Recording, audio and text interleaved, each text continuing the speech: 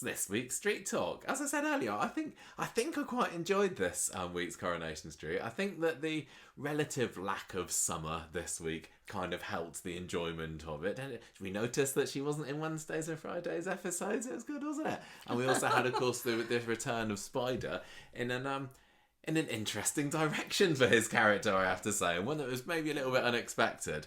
But it's weird, isn't it? I much prefer my idea of why he's an undercover cop, but he's maybe got two cases on the go. I don't know. We're not going to talk about that. I don't think so, because it's the same person.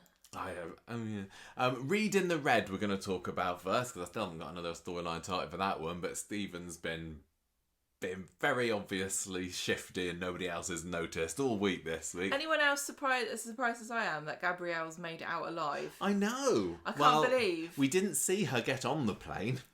But Gabrielle had a target on her back for the last few weeks, didn't she? I think maybe that's why she was so in such a hurry to scurry off today.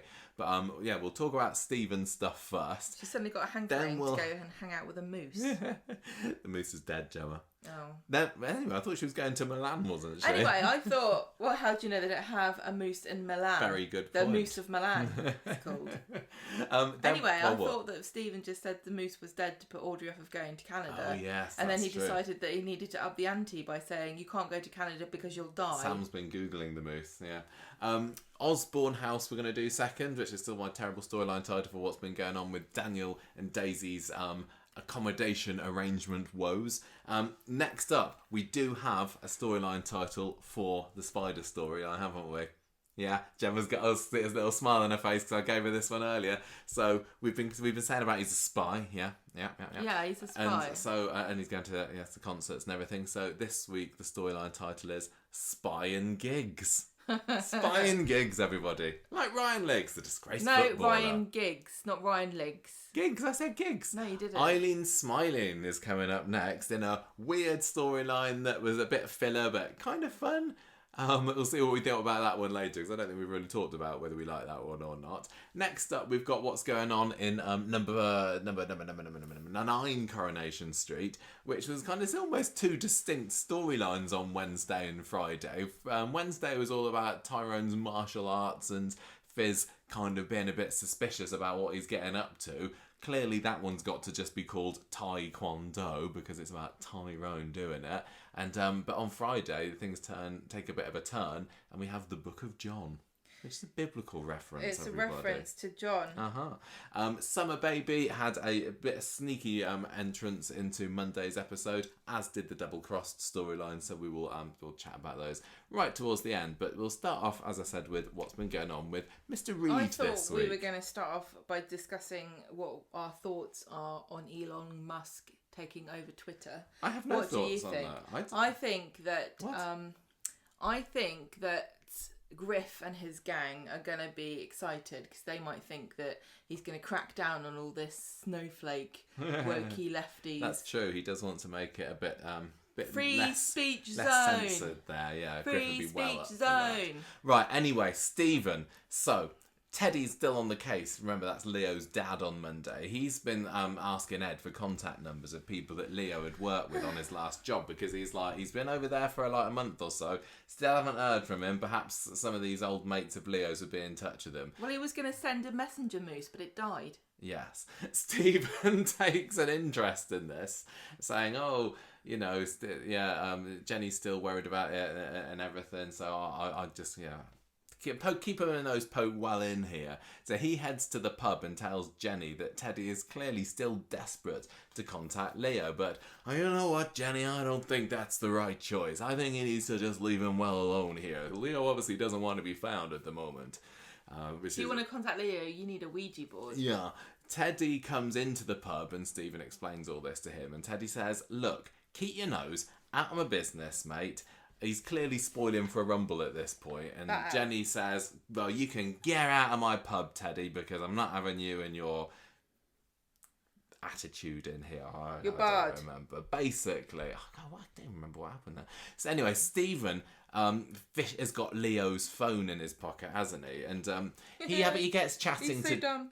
Sorry. Right in front of everybody. If he's not having these secret conversations in public in Victoria Gardens, he's just saying, "Hey, look, everybody, it's Leo's phone," and he has a little chat with Daisy He basically, it's his way of finding Leo's phone pin code thing, isn't it? Which I didn't even realise it was going on. It would have worked on me. It would have been sneaky enough. I had no idea what he was doing, but this is one of those dilemmas that really, like, you can't win if you're a writer, because you either make it really convoluted and take ages and ages and ages, or you take this route, which is in going, "Hey, Daisy, let's say Leo had to write down a really significant 4-digit number. What would it be?" It was almost as bad as that, and she's like, "Oh, probably his mum's birthday." Well, I can't remember. What did he said? He's like, "Oh." He said, "Do you reckon there's a time that he might get in touch with? Is there a significant day coming up around here?" And Daisy says, "Yes, I know all about Leo's significant date. Of course I know everything about my stepmom's boyfriend's mum." And Stephen's like, "Oh, thank you very much." And then he types in this date of the birthday, and what do you know? The phone unlocks. For heaven's sake. The Coronation Street writers rue the days. People didn't used to have locks on their phones. I remember watching the Apple keynote conference when they were talking about passwords and everything. They said, this percentage of people don't have passwords on their phones. Like, yeah, no, why do we need that? Why would you want that? And then they did some kind of locking thing with it so that everybody suddenly decided that was a brilliant idea. But Coronation Street's like, no, how can people steal each other's phones now? But in any case, I think they should have luckily written the first number that Stephen tried worked. He should have tried that number and it didn't work. And then he should have come up and said, "Daisy, is there any other significant number that Leo might ever want?" And she said, "Whatever, like." And she should have said, "Well, I don't know, but he wrote 8008 into a calculator and he kept laughing about it, so try that." That's about Leo's level of humour, isn't it? Right, so anyway, Stephen's into Leo's phone. Hooray. I'm just... Right, Right, so... Teddy comes back later. He's calmed down a bit, but he's pretty desperate about this whole situation. He just wants his son back. And Jenny says, "Look, let's have a meeting together. Let's have a Let's Find Leo meeting. You're right. We need to get to the bottom of this. Where could we go for this meeting? Bistro, maybe? Yes, why not? We've got a perfectly good pub to discuss it here, but it serves storyline purposes if we dress up nicely and go to the bistro later."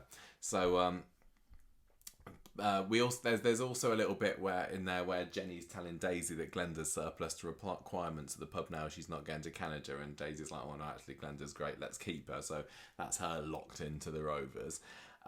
Stephen snaps copious photos of Jenny and Teddy going into the bistro together on Leo's phone. Was it on Leo's phone? Or iPhone? Doesn't really matter. And uses it.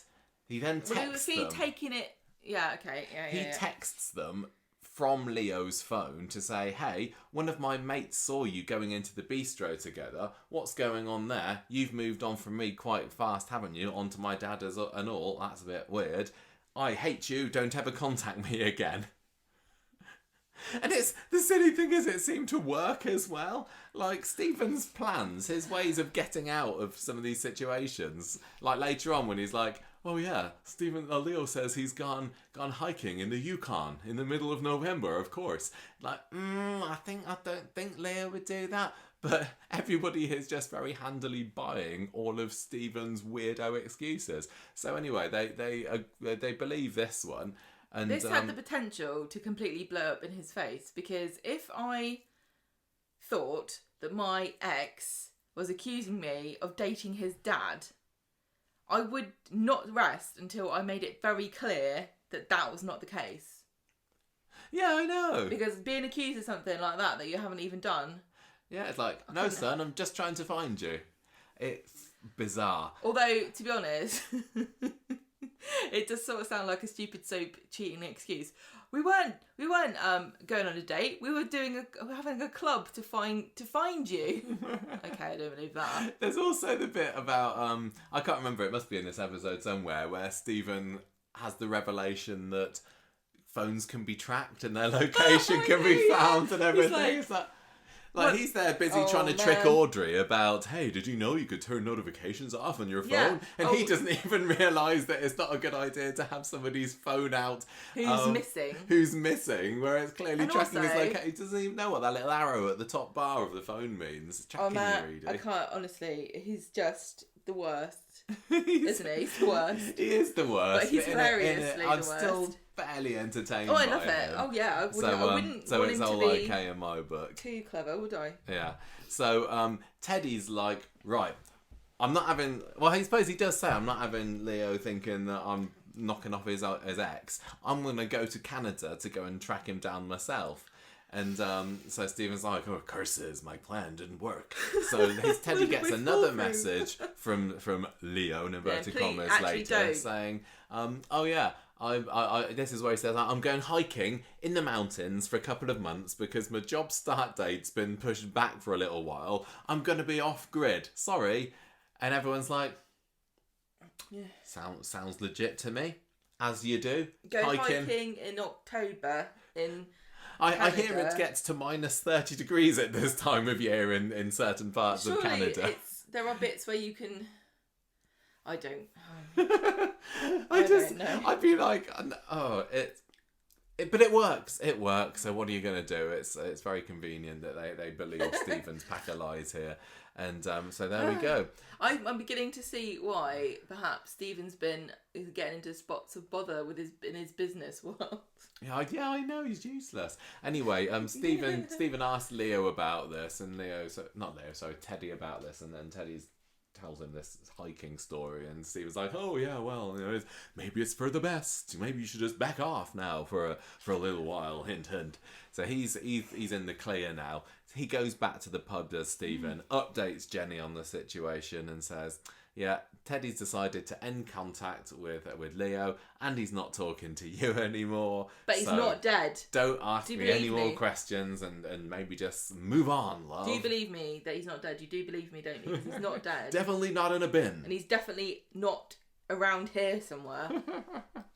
So he's still loitering in the booth later, and this is when he hears about this location tracking thing being... Because Dee and Ed are talking about it. They know. They're tech wizards. Dee Dee's like, yeah, I'm lawyering a case at the moment with a man who pushed another man in a bin and then walked around with his phone for 2 weeks, and he was found immediately. Dee Dee's like, oh my god, I didn't know that could happen. Dee Dee's like, I've just come back from living in California, the land of Apple, and we're very tech savvy over there. Did you know, Dad, that phones can track your location? Oh no!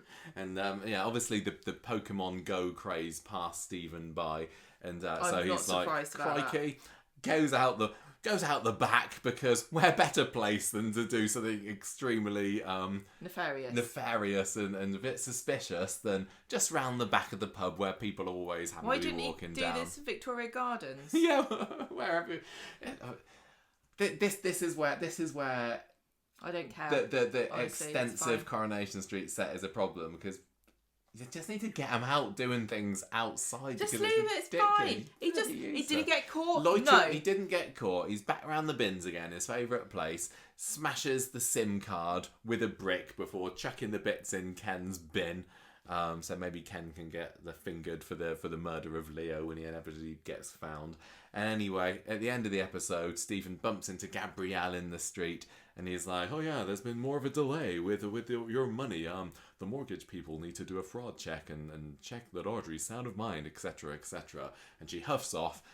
If I was Gabby, I'd be like, Gabrielle. We're mates now. Yeah, mates. Like this, yeah. Yes. She's, if I was her, I'd just be like, you've had your chance, mister. I'm telling everybody. If I was her, I'd say, you've told me far too much about this. I'm like, now I'm part of your stupid schemes. Don't involve me. The thing is, she really, really wants that money back, doesn't she? And she knows that if she goes blabbing, she's not getting her cash. So, Wednesday's episode rolls around, and this is where Audrey, is a bit nutty, because she get fed up of Gail constantly texting her all the time, and her phone beeping, and Stephen's like, hey, did you know that you can stop notifications on your phone? I had to do it when I was walking around with Leo's phone in my pocket. And she's like, oh, love it. Can you sort that out for me? So he confiscates her phone to do the very quick job of turning the notifications off. And I'm surprised he didn't go around the back and go, hello, it's me, Audrey. Well, this is what he gets. I know, but Gabrielle to does. do, That was isn't really it? funny. She is English, isn't she? This actress, because she was on. Yeah. She was on, or she's from Great Britain. I don't know what part. Yeah, well, but she was Duncan's. in the show before as somebody. Yeah. With an English accent. She totally was English accent when she was in it 5 odd years ago.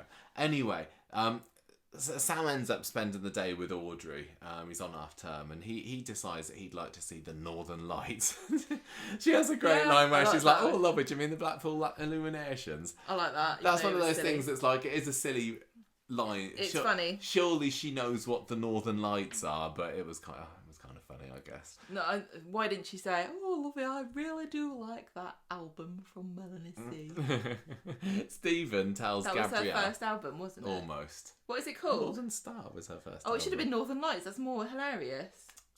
Too late. I'm gonna write in. She can do another album, can't she? 23 years too late for that.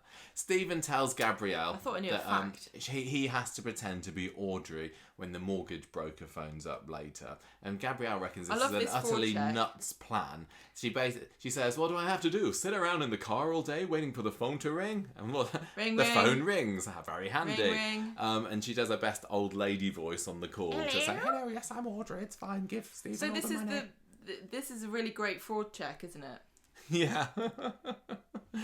The fraud check people are like, right, listen, do you have access to the person to prove that this isn't fraud, or any woman who is okay to commit crimes? Maybe they asked her security questions on the phone, and it's really easy to guess, like Leo's PIN number. What's your favourite number? 8008. Next. What was the name of the mayor of Weatherfield in the mid-90s? Oh, it's my outfit. What's the most famous export of Weatherfield to France? Not black pudding. What's your favourite food? Booze. Anyway, boobs. Booze. Whatever, she gets past the security checks with her amazing espionage, and then she'd do anything for money, wouldn't she? Not the right word. Anyway, meanwhile, we've also got Shona telling Max that Gail wants to have a family meal in the bistro later because it's been a couple of days since they've had a family meal in there. I've got a theory that they don't eat outside of those events, so they have to, otherwise they'll starve to death. You might be right, maybe. Max still hasn't forgiven them for the stuff with the police the other week anyway, so that's his excuse for not going along to the party. So they're later on, they all go to the Rovers, or is this the Bistro? I don't know. No, it is the Rovers. Stephen's there saying, "Oh, the equity release money's got into my account. I'm transferring you the £200,000, Gabrielle." "Tar very much," says Gabrielle. And now he says he's going to get away from this place as soon as possible. Nobody's going to know about what sneaky nefariousness I've been up to until Audrey's dead, by which time I'm going to be long gone. And it's a victimless crime. While I was watching this, I'm thinking, does he literally hate his mum? Does he not care about her? No. Hang on a minute. Because I know he feels sorry for her later, but the way he was talking here has got very cold. Like his plan here is to disappear and never see his family again. I don't like that. No, well, he didn't say... No. What? I don't think so. I just think he's not... I think he genuinely thinks it's a victimless crime. Because he thinks it's my money really, because she should leave me some. Maybe. And she when she's dead, she doesn't need it. She's not going to do anything. She's not going to need it between now and then. So it's fine. He's just robbing his family, isn't he? And I don't like that. I get how he's covering his tracks after the old bin thing. I think it's perfectly fine to steal money from your mum as long as she's not going to find out till she's dead. Fair enough. So anyway, so Stephen goes back to number 8 and he gets talking with Gail and Nick and says, "You know what? I think Mom's really turned a corner now. I think she's strong enough to cope on her own and stand on her own 2 feet. Maybe I'm going to bob off back home to Canada now, or Milan or wherever, and Mum can go on just fine. I'm getting away from here." After the bistro, which is what happens next. At the meal there, Sam announces to the family that he and Audrey are going on a Norwegian cruise to see the Northern Lights. He's managed to twist her arm and they're going off on a holiday, and Audrey's like, "Yep, and this is only the beginning. I'm going to do an equity release thingy on my home too, and then I'm going to use all my money and spend it while I've still got it. This storyline does kind of feel like it's going around in circles a bit about Audrey saying, no, family, you can have my money. No, I'm going to spend it all on myself. No, not really. You can have it. And I was like, no, actually, I'm going to spend it on you. Well, I think what's happened here is obvious to me. Stephen's been walking around going, I'm going to do equity release, but don't tell Mom. I'm going to do an equity release on the house. Don't tell Mom. And then Audrey's phone's been listening. Oh, yeah. And starting advertising to her about equity release. Maybe. You know, the Facebook does that, right? Everyone knows. I just think... I saw some people online theorising that maybe Audrey is kind of knows what Stephen's up to. I think that doesn't make any sense. I don't think Audrey is not the sort of person who would create an elaborate scheme to make him feel guilty. She would just confront him. Yeah, but it's just a bit of a massive coincidence that literally within hours of him doing his own equity releasing, she decides it's a great idea to do. I didn't like that particularly. Maybe she overheard him on the phone and she thought he was talking about somebody else's mum and thought, I should do that. Well, yeah, maybe. Well, this is the price he has to pay for being so terrible at being sneaky with his secret conversations, isn't it? Price? Clearly. What? What do you mean? No, if he was a bit better at having secret conversations, if he moved away from the vicinity for him to get up to his nefariousness, maybe Audrey wouldn't have overheard him if that's what she's done. Anyway, thought was very convenient soap-wise, but let's move on from that. Anyway, so she's going to do her equity release. Stephen's like, oh bloody hell, that's going to cause a bit of problem for me. So he's like, Mom, no, I don't think you should do that. That's a really bad idea. What if you had some kind of medical emergency and you needed the funds? Do you really want the company to get the house after you die too? And David's also like, I don't know why Stephen's the one that gets the voice. I don't want to do the voices for everyone. I could though. Dave is like, no, I'm not happy either that Sam's getting all this preferential treatment. You got 3 great grandchildren, Gran. Don't you forget about this. Well, why are you favouring Sam at the moment? I know his mum's dead and all, but we've all been through our own fair share of dramas too before Sam showed up on the scene the other year. I guess if I was David, I would agree with this, but I would think I would have put it a bit more diplomatically, but that's not David's bag, is it? Well, wouldn't you just assume, be like, oh, where are you going to take Lily then? Yeah, football camp. That's what I was just thinking, football camp. Because that's her new thing at the moment, apparently. Loves it. She loves football. And Audrey loves football too, you can tell. David's ranting was also wrapped up in his moaning about not getting a fair share at Christmas time as well, wasn't it? My dad was moaning about that. When? Yesterday. Oh yeah, because your dad's birthday is the 23rd of December. Yeah. Well, no, David was saying, he hates it. It really does.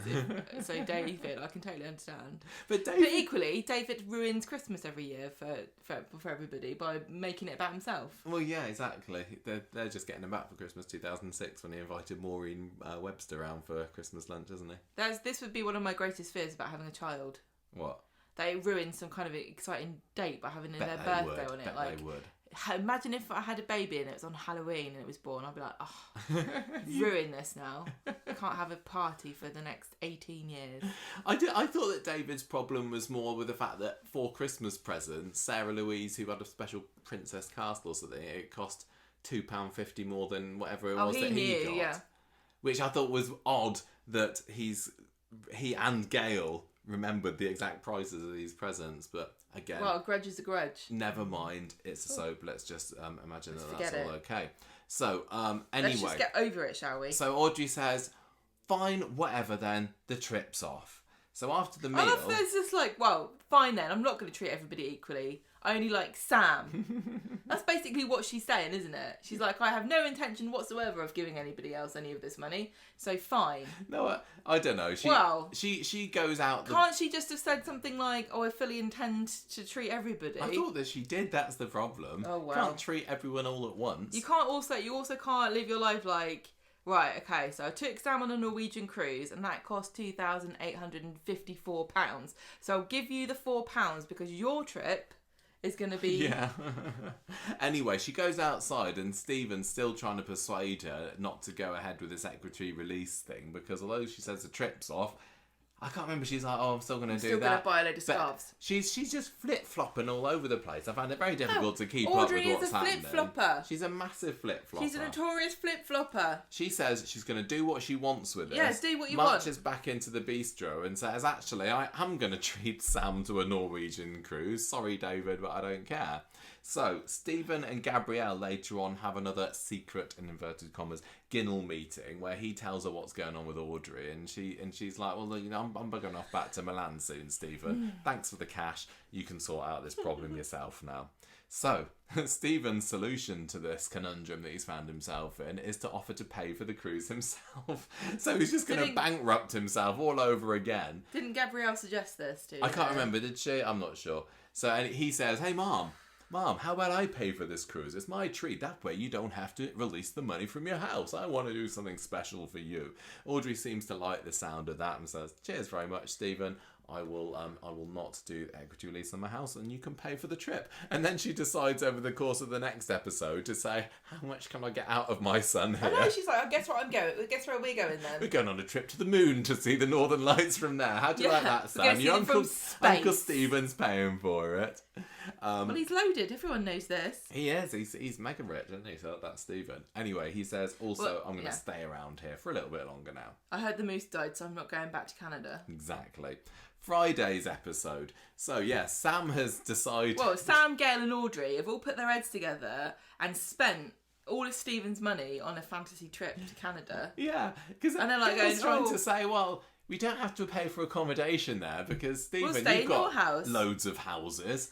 I also like the way that she used the word properties. Like, it makes it sound even more... high end, doesn't it? Like he's so posh. He doesn't have a holiday home. He's got multiple properties. Yes, he has residences abroad. And Stephen's like, I don't know whether I like the sound of that. So he's trying to dissuade Audrey from taking Sam to Canada, and he's like, surely Norway would be better. And Norway is so much a nicer country, and it's so much warmer there as well. And Gail says, oh yeah, but Stephen, Sam's got his heart set on Canada now though, so we really can't take this away from him. You know, his mum's died and all that. So Stephen then spins this yarn about a child around Sam's age that was apparently found dead in the Canadian Northwest Territories that one time. Looking at the Northern Lights. He's probably looking at the Northern Lights when he was doing it. And of course, Gail, who's only got 2 brain cells, immediately falls for this obviously fake story. And she's like, oh my gosh, that's terrible. Sam, you can't go to Canada I didn't know anymore. People died in Canada. I thought it was impossible. About that, yes.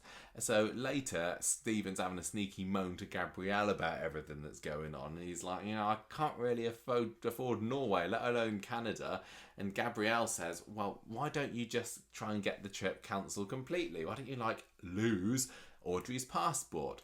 I thought it was Gabrielle. I'd just be like, solve your own problems, Buster. I don't give a crap about your stupid dilemma. You're stupid, can't you? You literally can't think of how to get out of offering to pay somebody to go on holiday. Just say, I'm not doing it anymore. Yeah. I'm bored of this. I'm going back to Milan. It doesn't bode well for this future mastermind criminal, does it? How you can't solve these from going simple to Canada? problems. Oh my god. So, he goes round to the salon, doesn't he, for a little bit, and he looks like he's going to take her passport, but she doesn't, because she's there telling him how grateful she is for him funding their trip and everything, and she's like, oh yeah, it's going to be lovely, Sam's going to remember it, it's going to be the trip of a lifetime, it warms the cockles of me heart. And so Stephen kind of slopes off without the passport. Then there's a little scene. Is this the storyline? Yeah, it must be. Hope and Sam are talking about these Harvey letters again, and Sam's worried that Harvey is going to write back to him while he's on holiday in Canada or Norway or wherever they're on vacation. Yes, and he's like, should I tell Nick and Leanne about the fact that I'm writing to Harvey? Which is weird because he was dead against it, telling them anything last week and making sure he kept it quiet. But she's like, no, don't do that. Adults just get mad when they find out that you've had secrets with them. My mate, Mad Dog, who by the way hasn't spoken to me in ages by now, said that I really mustn't tell Fizz and Tyrone that I'm writing to him. So I don't think you should tell your secrets to your dad and Leanne either, actually. At the end of the episode, towards the end, Stephen meets up with Gabrielle one more time, again, and says, I couldn't bring myself to steal my mum's passport, sorry. And she's like, don't care. Don't know what you're telling Got me. my money. I'm going, your problem. Yeah. So end of the episode, the Platts wave off Gabrielle and she breathes a sigh of relief to be out of this madhouse. Ow. What? I mean, she just scratched me. Abby scratched me. I just wonder whether it might be a good idea for Stephen to just kill Gabrielle and take the money back. Yeah, but it's too late, isn't it? I mean, he saw how easy it was to kill Leo. Also, how easy it was to transfer £200,000 from one bank account to another just with a few taps on your phone. So all he needs to do is get her phone, crack the code somehow to get into it, which is probably very easy, and take it right back to her. Now we've established that Gabrielle can do Audrey's voice. Maybe he can get Audrey to do Gabrielle's voice and phone the bank up. Yeah. And pretend to be her.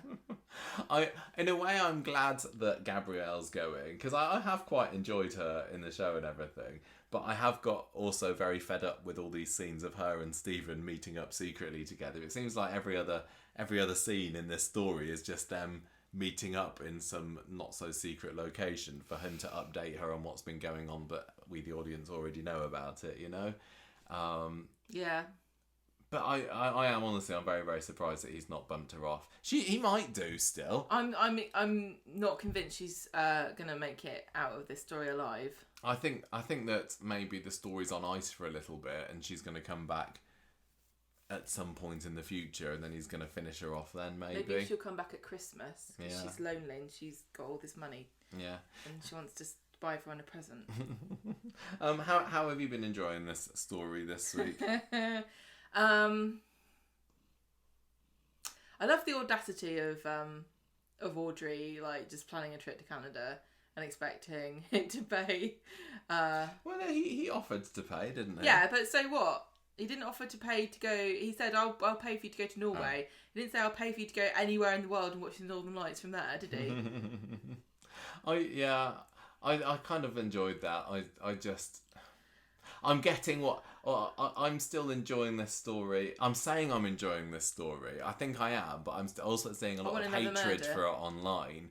It doesn't appear to be going down well with lots of people. You can't judge people's reactions. I don't know whether I'm actually enjoying it or whether I'm just telling myself I'm enjoying it because I like this type of story generally.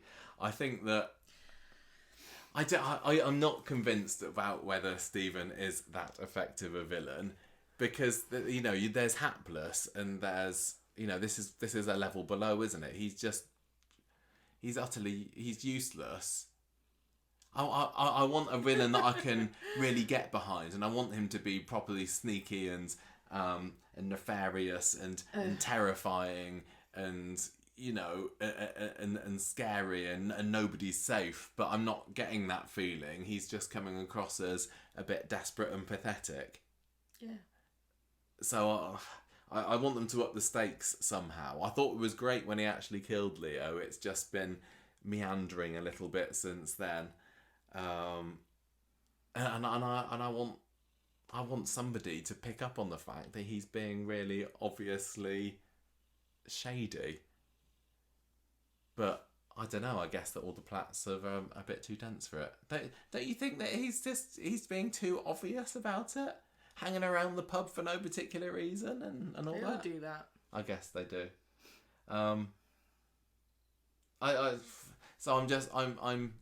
so on this story at the moment, but it clearly is going to ramp up, so maybe that's another reason why I'm holding on hope for it, I suppose. Do you want to add anything to this one? No. Shaking the head no's, fine. On to Osborne House then. Gemma, what have Daniel and Daisy been up to this week? What larks? Oh dear. I feel like I can just summarise this by going, they want to move in together, but they get confused and try to move into each other's houses. Yeah, that's the TLDR version of this storyline. But Paul fixes the bathroom door on Monday, and now he's like, great, now Daisy can move in. And Daisy's like, I don't really want to move in because of all this Sinead nonsense all over the place. Let's get rid of it. And he's like, no, it's fine the way it is. It is like I do think that the decor of the flat is very, very Sineadian, not Daniel-y, isn't it? And there's things like the clay handprints and everything there, but it is all a bit hippy dippy. It's not the sort of place that Daisy would live in. No, and I don't think Daniel. I get that he He's obviously very defensive because we find out why later. But if I was Daisy, this would be alarm bells. Like he won't let you decorate the house at all. Yeah. Because he wants to preserve his wife's... He's been a little bit controlling here. There's got to be a bit of give and take here, Daniel. But anyway, it turns out... But also this week isn't necessarily the best week to have that conversation with him about it, is it? That's exactly what I'm about to say. Yeah. Daniel, he's upset, says Adam to Daisy, because it is the anniversary of Sinead's death this week. So she realises that's why he was... Got it playing on his mind. Adam goes to visit Daniel at the flat and says Daisy can't be expected to be tiptoeing around this if you didn't even tell her that it was the anniversary, and you and Daisy are good together, so you better not mess it up. So Daniel goes to the pub, tells Daisy he loves her and that she's the one he wants to live his life with, and I will agree to move out of the flat with you. I would have thought that Daniel was the sort that he would make it like patently obvious that this is Sinead's death anniversary. You know, he can't stop banging on about her, and I would have thought that, you know, he'd have been talking to Bertie about it maybe. I'm surprised that she hasn't prepared a video that they can all watch. Yeah. If you're watching this, it's because I've died. Wednesday, Daisy awkwardly brings flowers for Daniel for this anniversary. Sweet. And he's very grateful, and he tells... he says... what plans they have for the day. Yeah, they're going to go and visit the grave he goes off somewhere, and then Bertie says, "Thank you, Mummy," to Daisy, and she's like, oh dear. Daniel takes Bertie to Victoria Gardens because that was Sinead's favourite place. She was always sitting in That's where they Victoria had their Gardens. pagan wedding, isn't it, in Victoria Gardens? Very special location. They get joined by Beth, and he says he'll never forget Sinead. You've written he'll forget Sinead. Thank you. She smiles and says, "You better not, because I'll cut you." And then I'd believe it with Beth as well. And then she takes Bertie off. If they keep doing this to this poor kid, he's going to think his mum's death anniversary is his birthday or something. Daisy is panicking about the fact that Bertie called her mummy with Jenny, and then Daniel comes into the pub. And then he talks about the fact he doesn't want Bertie to forget about Sinead, and Daisy looks very uncomfortable. They all go back to the flat, and then Bertie calls Daisy mummy again. And then Beth this time it's Beth and Daniel are there. Though, yeah, so Beth is there. She's really upset about that. And then Daisy's like, "Yeah, this has happened more than once," and that turns out to be a big thing as well. And Beth's like, "Oh, how convenient! How convenient! On the anniversary of his mum's death, he's got a new one." And then Beth says to Daisy, "You'll never be Bertie's mum." And sometimes I think I'm the only one around here who even misses Sinead. And then Daniel says, "I miss her. I went to see her grave." Beth doesn't care. She stomps off. Then when he's alone with Daisy, Daniel says, "I don't really care whether Bertie calls you mum. What I want to make sure though is that you don't take on too much here and become a mum before you're ready." And so he says he's fine with it. Yeah. And she's like, "Well, I think this might be a bad idea for us to move in together. I think I need some space." So then she goes back to see Jenny again. And Jenny tells her about the first time that Daisy called her mummy. And she reckons it will all be fine and that it'll be fine. Basically, just shut up, it's going to be fine. Later on, Daniel is having a chat with Beth in the flat, and she's getting really upset, and he's explaining himself. Then Daisy comes back in, and Beth actually apologises for getting mad at her and leaves. And then Daisy apologises to Daniel and says, I'm committed to you, and I can't wait to move in with you. And then they kiss. So they decide to move in with each other. But where? Good question. On Friday, Daisy's packing her stuff at the Rovers so she can move out. And at Daniel's house, Daniel's packing him stuff so he can move out. So she's got the idea that they're going to move into Denise's or Daniel's house. Daniel's house that recently his been mum vacated. Left him. Yeah, and Daniel seems to think he's moving into the Rovers. He thinks he's moving into a room at the Rovers, and somebody on Twitter told me that it doesn't really matter because there can be as many it can be as big or as small as they want it to be, which is absolutely true. But equally, I don't think there's ever been an implication that Daisy has a suite of rooms. No. And they're literally packing up. And there is a lot of stuff in Daniel and Daisy's flat, isn't there, as we've just said. Daniel and Daisy's flat. Yeah, and he thinks that he's just going to move that into one room at the Rovers. Odd. Well, also, he's walking down the road at one point and he's got like a box of stuff and she's like, oh, are you decluttering? And he's like, no, this is all my things. And I was thinking, you are a parent though, Daniel. Do you think that Paul's going to look after Bertie now or something? Does he think that he's leaving Bertie in the flat? Yeah. Why did he think he could move his child and himself and his girlfriend into a single room in a pub? Anyway, I don't know. Don't think about it. Don't think about it. Glenda, meanwhile, hears that Daisy's room at the pub is going spare and she wants to live there so that she can tell her landlord to shove his cockroaches up his bum. Tracy moans to Daniel about the fact that they've been asked to babysit Bertie, and it turns out, this is when we find out that Daniel thinks he's moving into the Rovers. He cleared all this stuff out of the flat, and Dee Dee is going to move in with Paul, and they are both very excited and start dancing about. And then eventually, the pair of them in the street, Daisy and Daniel, meet up with all their boxes. Yeah, going, they can kind of bump into each other outside number one, don't We've they? made a kerfuffle. Then they are arguing on the doorstep of number one, and Tracy's listening. He thinks it's hilarious. And Daisy says, look, why can't we move into this house? I don't understand. If it's not being rented out, why can't we move there? And Daniel says, oh, this is awkward. Don't tell Max, but I've lent it out to some refugees. Go on, Max will be proper mad Max about will that. get really mad. He don't know where this house is, but he's gonna find out. Maybe Daisy and Max can start an anti-refugee stealing our jobs and our houses club. So Griff would love that. Meanwhile, Daniel, hang on. He's the insinuation is that they. Did you get the insinuation that they might be Ukrainian? I don't know why I thought that. I don't know. I think they didn't say. They didn't say. I think it might be because when this first happened, when the war first broke out, everyone was saying they were going to have Ukrainian refugees and the government was going to give us money and everything, and everyone thought it was a brilliant idea. And then I haven't heard anybody doing it. No. So he's like, well, we can't move there now. Sorry about that.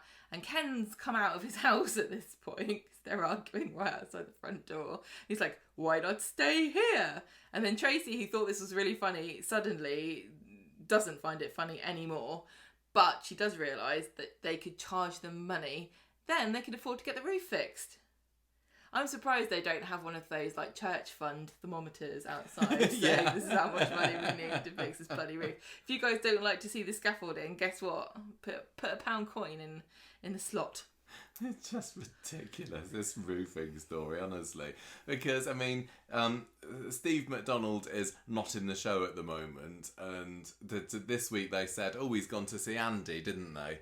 So there's something going on, and it just feels like this roof storyline has had to be put on ice for a little bit. But how long has it been, that scaffolding there? It's been a good 6 months, hasn't it? It's so... And I can't even remember what the latest was with why the scaffolders haven't taken the scaffolding down. Because there was something like that, wasn't there? Didn't Steve pay for it for an extra month or so? I don't know. It feels like they're really, really convinced that whatever the payoff for this scaffolding storyline is going to be, it's definitely worth waiting for months and months, because honestly, wouldn't you just cut your losses at this point and go... And say, oh, they fixed the roof. They fixed the Move roof on. Now, don't talk to me about it Someone anymore. better be falling off that scaffolding. It's got to be something really major. It really, really has. It's bizarre. And it must be something specifically to do with the character of Steve, because why can't Ken just say, oh yeah, Steve's gone to Spain to see Andy, so I just fixed it. Yeah, it's actually really easy. Turns out you just hammer the tiles on. It's not rocket science. So, where are we? Right. Daisy is desperately trying to get her room back in the Rovers, but Glenda is just in love with it, and she's so excited, and nobody can bring themselves to ask her to move out again before she's even moved in. Meanwhile, Daniel goes back to the flat to tell Dee Dee she's got to get out, and he wants to come back there, and she's like, oh, That's no problem, just give me my money back then. And he's like, oh, I kind of already spent it on shoes and a balance bike, but I will get it back to you, but I need a bit more time. And then I don't get why the money's gone to Daniel anyway, because he doesn't own the flat, does he? He's not the landlord there. Surely I got the impression that there was some kind of transferring of. I don't know. Just accept it. Just accept it. So he changes his mind again and says, I will actually move in. I think he was saying he was going to save money by moving in with Ken because he wants to move in somewhere else. Anything, I don't really know, but anyway, he changes his mind. And then they all end up, Daisy, Ken, Tracy and Daniel, having lunch, which looked like it was just a variety of boiled vegetables. It was sprouts and carrots on a plate or something, wasn't it? Yeah. No wonder Daisy looked a bit miffed as she was sitting there. I mean, we make fun of Toya for her vegetable lasagnas, but Ken takes a biscuit, stuffed marrow or broccoli. So Daisy's sitting there, and they're all having lunch together, or whether it's dinner, I don't know. She's texting Jenny saying, Help "Come and me." rescue me." And then she gets annoyed even more when it turns out that Tracy's going to be charging her for everything she used. I don't see why Daisy does not have a leg to stand on here to get mad that Tracy's charging her money to live in her house. No, I know if it was, I can't remember who owns it at the moment, but I know it's like it is moving in with your family, but they're two grown adults. It's only fair that they should be paying rent, isn't it? Yeah, especially considering it's not like Tracy's like, oh, I can't wait to spend all your money on shoes. She needs to fix the bloody roof. It's going to cost 10 grand or whatever it is. And they don't have the money. So she does need it. She does need them to pay. I mean, I suppose if I was Daisy, I'd be thinking, why am I having to pay this? I'm not even happy living here. There's a perfectly good house wherever that we could be living in. So maybe she's not mad at Tracy. It's more that she's mad at Daniel for getting her living in this house. And they're throwing money down the drain, basically. Daniel's got money troubles, hasn't he? Because he can't afford to pay Dee Dee back, and he said he's in his overdraft. Yeah. Because he doesn't have a job. So it's not like he could really help Daisy to finance finding a different flat. But at the same time, this is the sort of thing you organise before you decide you're going to move in with each other. Like, how am I going to pay?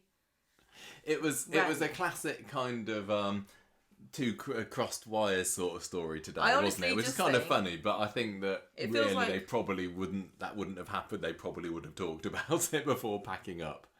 It feels like the whole thing was just written, number one, to get them all living at number one, because that's funny. And number two, just for the funny visual of two people bumping into each other with boxes in their arms going, where are you going? Yeah, I know. But I think at the end of the day it's worth it, because like you said, the prospect of Daniel... It's just the prospect of Daisy and Tracy living together that I'm living for at the moment. Yeah. And we got a sneak preview of what that was going to look like over dinner today. And Tracy has been...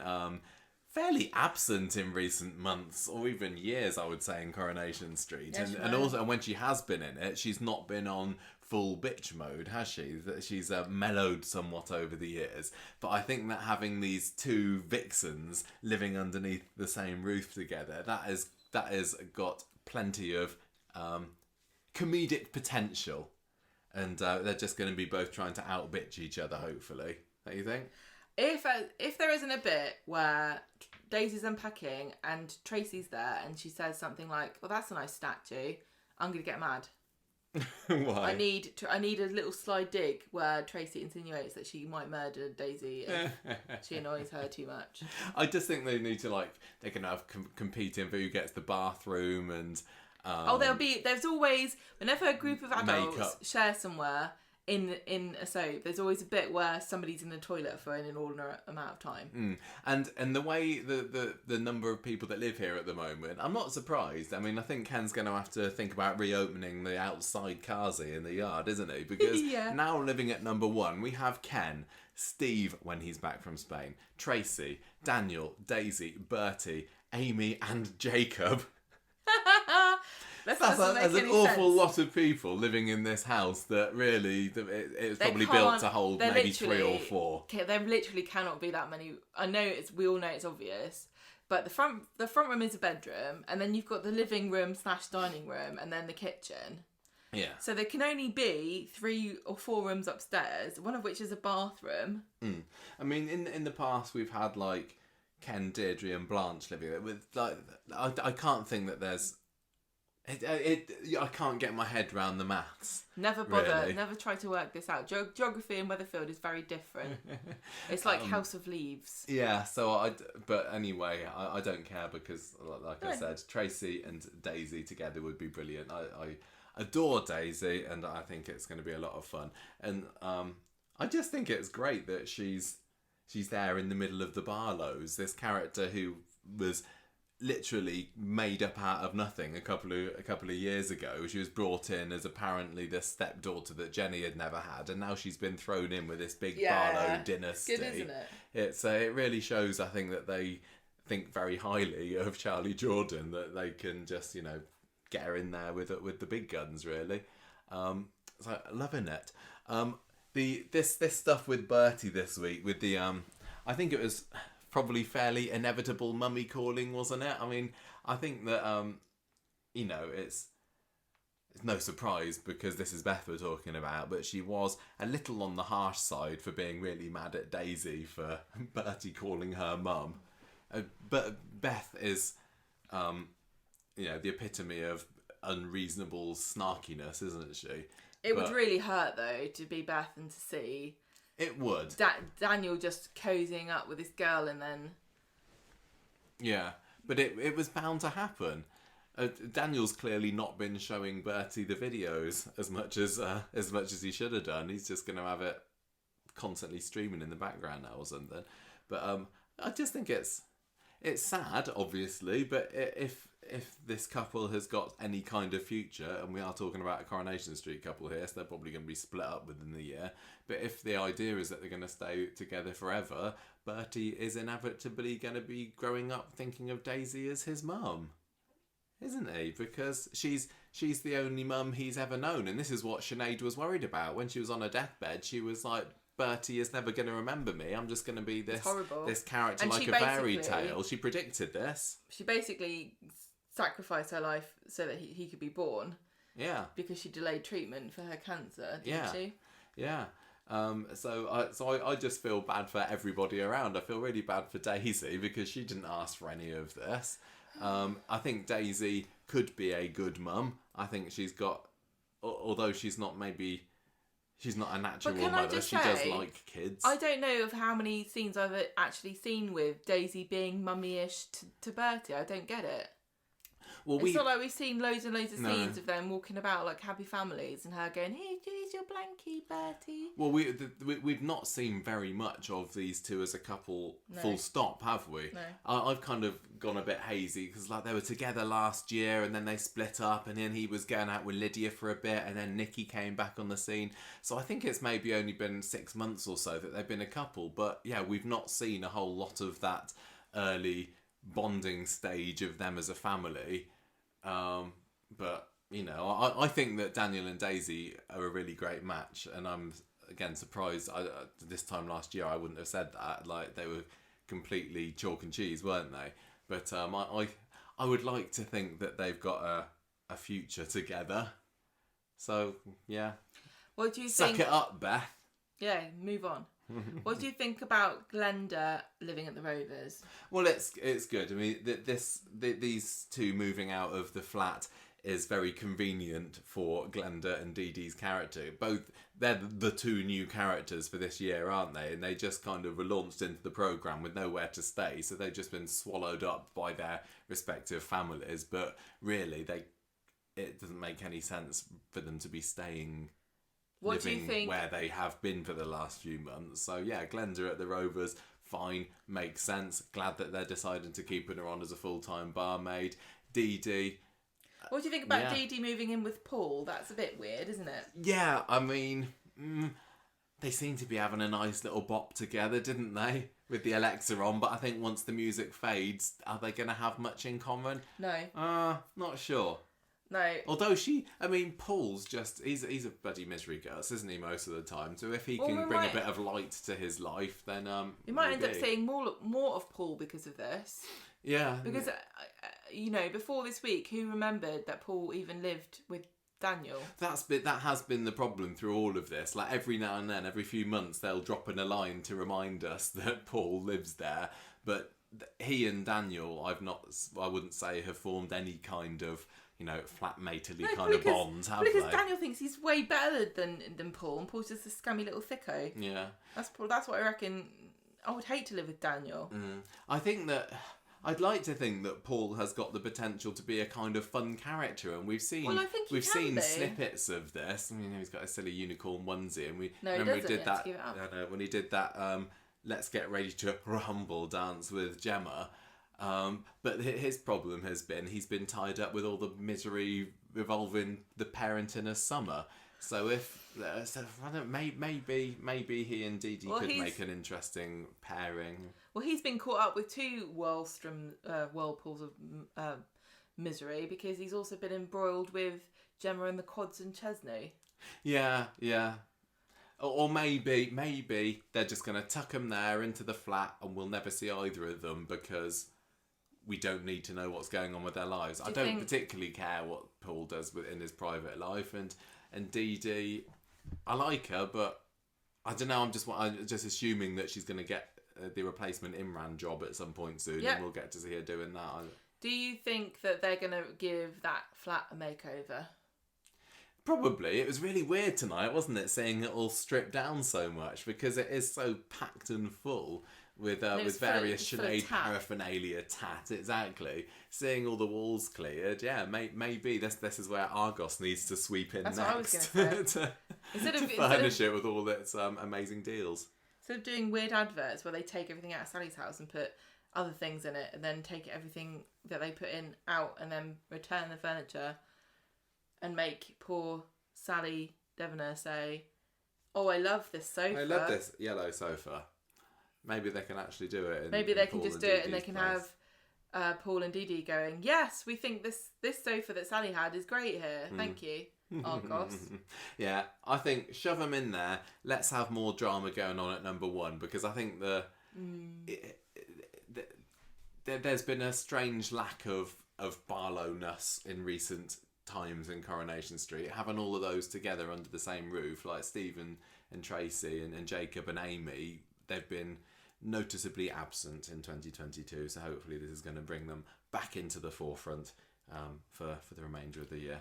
Never mind fitting into all the rooms of the house, like as bedrooms and things. They can barely fit everybody in the front room now all together, can they? I know. It's a good job that how do they eat dinner when the four of them were around that table with their sprouts today? There weren't any room for any other seats there, were there? Do you think they have to have shifts. Sittings and shifts for dinner? It's like the dinner bell's gone off. They'd be like, Bagsy not having dinner with Ken today. Can't want a steak tonight, please. Anyway, let's get on with the next story. I thought that this is an unusual turn this week, wasn't it? Because up until this point, we're talking about Spider-Man, Spy and Gigs. We thought that this was all going to be about environmentalism. And it's kind of taken a bit of a different turn, hasn't it? To being another racism storyline, which Coronation Street has tinkered with a little bit in the past. They seem to be taking it down a bit of a different route this time. And it's involving Spider and Toyah and Peter and Griff. Let's see what happens, and then we'll talk about what we thought it was going to do as we go. So Wednesday episode, we find Spider and Toyah in the cafe, and we found out where Toyah had been all this time, hadn't we? We've not seen her for 5-6 weeks or so, it seems, since the trial, but it turns out she's been camping out in the body of Max all this time. Yeah. It was you that pointed this out when we were watching it on Wednesday. There's this scene where it was the one where Max is talking about not wanting to go to the bistro with Shona, and then he gets up off the table, walks towards the cafe door where that partition is, and then so smoothly Toyah pops out the other side. And it literally looked like he turned into Toyah, and so that's where she's been. If anyone's wondering, she's been secretly Max. And have we ever seen them together in the same scene before? I would say no. Is Max actually Toyah's secret identity? I'm gonna say yes. we have to wait and see. Look out for it, everybody. Right, so anyway, Toya's come to the cafe because still no job. As far as she knows, Spider's got no job, so what better thing to do than go to the cafe in the morning, where they meet up with Peter and Griff, who summon them all together. Now, he wants to take them to a gig with this new up-and-coming band playing. That's definitely not Wet Leg. Sorry, Shona. I kind of missed how much that he was telling them he knew about it, because he was like, oh, it was some band that are... Was he being purposefully mysterious? I thought he was, and you didn't.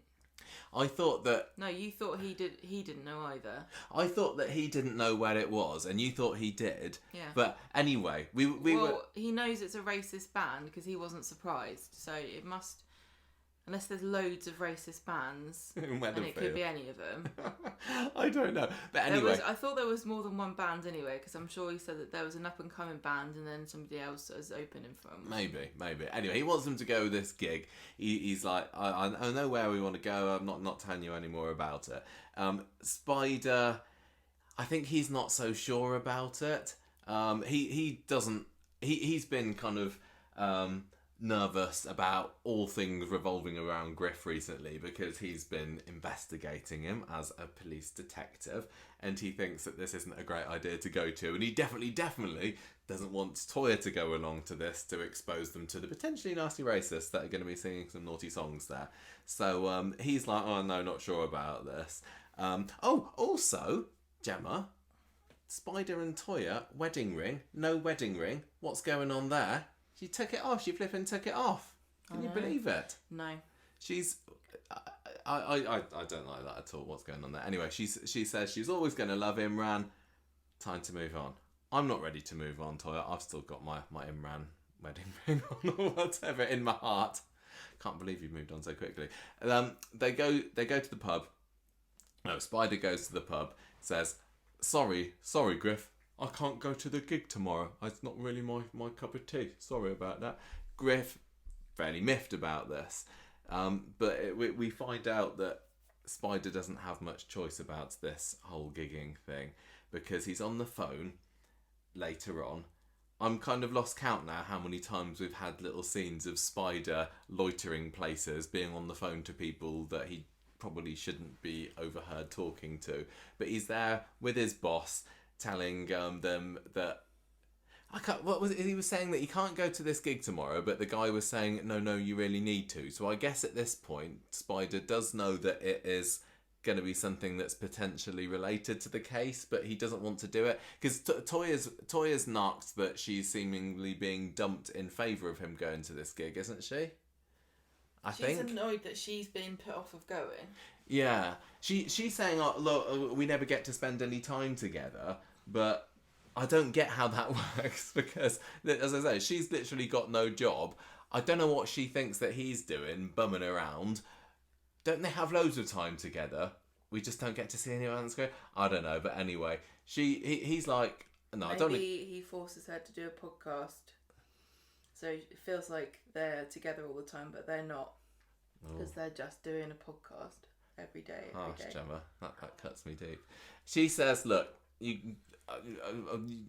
whatever. So he's going to go to this gig. His boss wants him to go to this gig. So he goes back to Griff and Peter and says, oh yeah, okay, I will actually go then. And Toya says, oh, maybe I'll come too if we're going to go along. And Spider's like, no, I just want it to be a lad's night out at the pub or wherever it is for this gig at the club. And she's fairly put out by this. So he's there talking with Griff. I think at the end of the episode, Carla does a bit of a drive-by sniping, going, oh, I hate you, Griff, you're such a horrible piece of work. Peter, why'd you hang out with him? Peter says, oh, he's just my mate, Carla. They're going to a gig, but I'm definitely not going. And this is where his lies start to spiral out of control, because on Friday, we start off with another scene reminding the audience that Carla doesn't know that Peter's going to this gig. And then Griff... There's another scene later in Victoria Street where Griff and Peter are kind of Peter's having a go at David, isn't he? And it seemed fairly unprovoked from Peter, just having a bit of a snipe at David about Max kicking off and Do they have a history, Peter and Max? Or David? Or is there any particular reason why Peter would be doing? I can't remember. But anyway, that kind of leads Peter to inform Griff. Oh yeah, that's David. His son Max goes to the Pru. He's trying to get back into Wethy High, but he can't because he's got a refugee that's taken his place. And Griff, who we later find out is to be probably not the biggest fan of refugees, goes, interesting. But that didn't go any further today. It's all about Spider and Peter at the gig. So they turn up there, very happy to see that they had some location filming. They didn't just... I was kind of thinking that maybe they'd have it at the community centre. Can you imagine? Like, they don't like going off to places to film these bits. They found some dodgy looking wall to film up against somewhere in Salford area. But yeah, I was expecting it to be at the community centre, maybe Yasmin coming in halfway through with some tea and biscuits halfway through. But no, it's not racist enough. No. What would be the most racist biscuits? Oh, I meant the community centre's not racist. Oh, the community centre isn't racist at all, so they can't have it there. They got to have something with like graffiti on the outside. I don't think it's wise for us to speculate about what's the most racist biscuit. Probably not good to go down that path. They get to this club, and so there's Griff and Peter and Spider, and then they meet up with his mates. I can't remember what any of them are called. Oh no. One of them is called Reese Bolton, isn't he? Yeah. Not Roose Bolton, Game of Thrones fans, but he's probably just as nasty. Yeah. Because Reese Bolton and his other compatriots are Buff McDuff. Yeah, there was one guy, or the guy that Peter eventually punches over, is kind of built like a you know what house, and you found him on Twitter, didn't you? Mm-hmm. He's Buff McDuff. He really is. The guy that Peter punches, if you look at his Twitter profile, it's just basically him with his shirt off, and he's got more muscles than I even... work on display. He's got more muscles than I even knew existed. He's really put time into that. So the idea that Peter could knock him down with a punch when he's like twice the size of him, he'd just be like... keeping on the Game of Thrones references, it's like, you know, punching the mountain, isn't it? But anyway...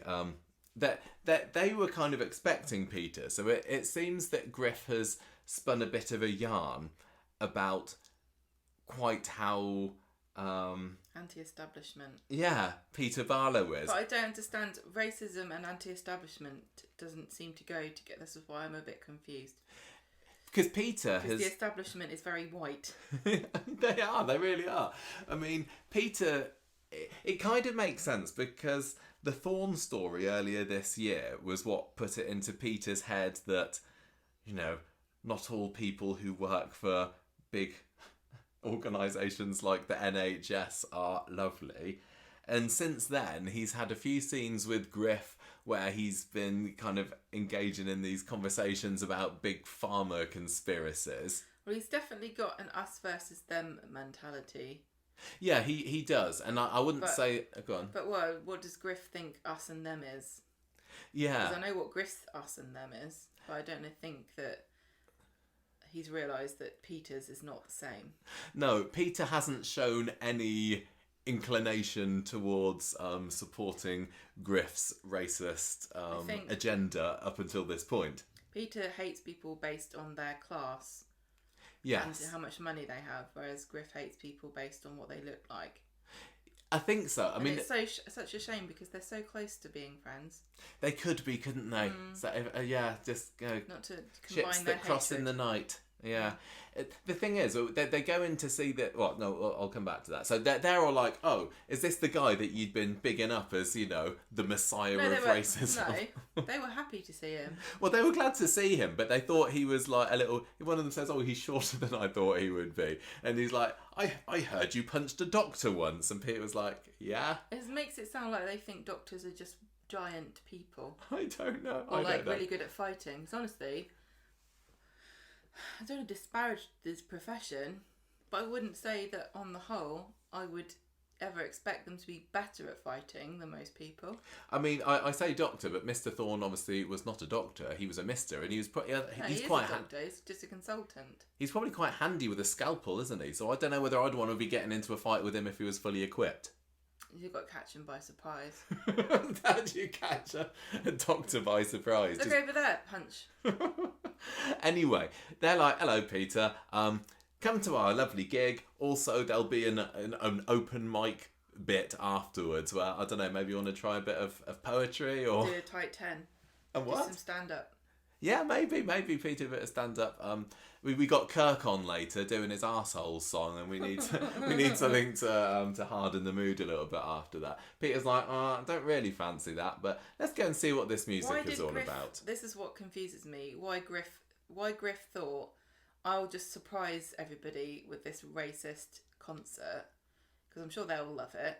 And also, I'll surprise him with a public speaking engagement that he didn't know he was going to, because he definitely seems like the sort of person who can just do an off-the-cuff speech. But I guess all soap characters can do fairly poignant. I'm just going to do it from my heart. I prepared a speech about how racist I am, but I'm going to speak from the heart now instead. I don't know. This is what's still in my head thinking, like, does Griff know exactly?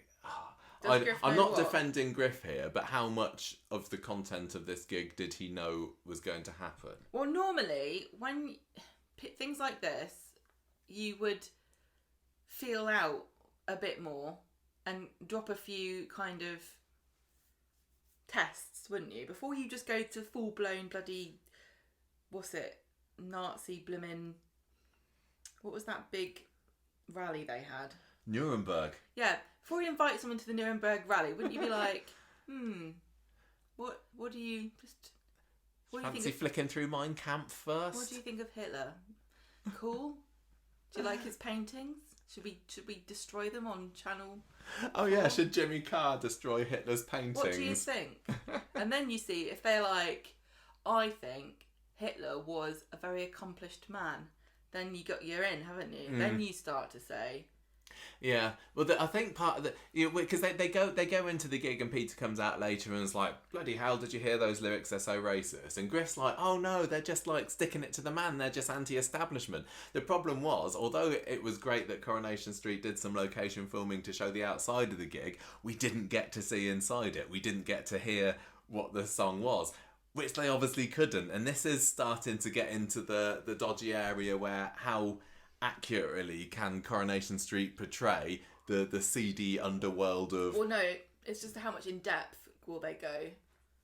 Is that what you mean? Yeah, because we're not going to hear anybody using mega racist language on a pre-Watershed primetime soap, are we? Are we going to hear any racist songs, do you think? No. Do you think somebody at ITV was given a job of like, right, you've got to write a racist song, okay? Because we're having a racism storyline. Could you do that? Yeah, your challenge is to write a racist song that can be broadcast before the 9 o'clock Watershed. And also won't offend anybody. Yeah. Go. Yeah, off you go. Who's going to do that one then? Jonathan Harvey, you're up. You've got until 4:30. So, I don't know, because this is a really important topic, and I'm really fascinated to see where it goes, and it feels like it's doing racism in a slightly different way than Coronation Street's done before, haven't they? Because usually, and they haven't always had the best track record of tackling racism on Coronation Street. Sometimes it feels a little bit like, look at us, here's our racist storyline for a few weeks, and now we'll put it to bed. But whenever they've done it before, it's always been, here are some black people on Coronation Street, or here is Dev, for example. You can say people of colour. Yeah. Because, I mean, and we get to see their experiences. So we got to see James being wrongfully arrested last year. We got to see, Grace getting detained in the supermarket. We got to see, on ITV3 at the moment, they're showing Dev having barbed comments made against him from Gina's, his fiancée at the time's parents. So it's all been about that kind of thing. And it feels like this storyline is, I don't know whether any people of colour are going to be affected directly by the characters that are involved, apart from Oh, you mean on the show? On the show. Characters. Sorry. Yeah. It feels like this is all about Peter and Spider and Griff, and it's paths with anybody. Yeah. Say anything horrible. Yeah, exactly. I don't know whether it's going to go down that route or not. Obviously, with the fact that he had his head turned by Max a little bit, it looks like maybe, I can't remember what he was called, the refugee could be brought back into this.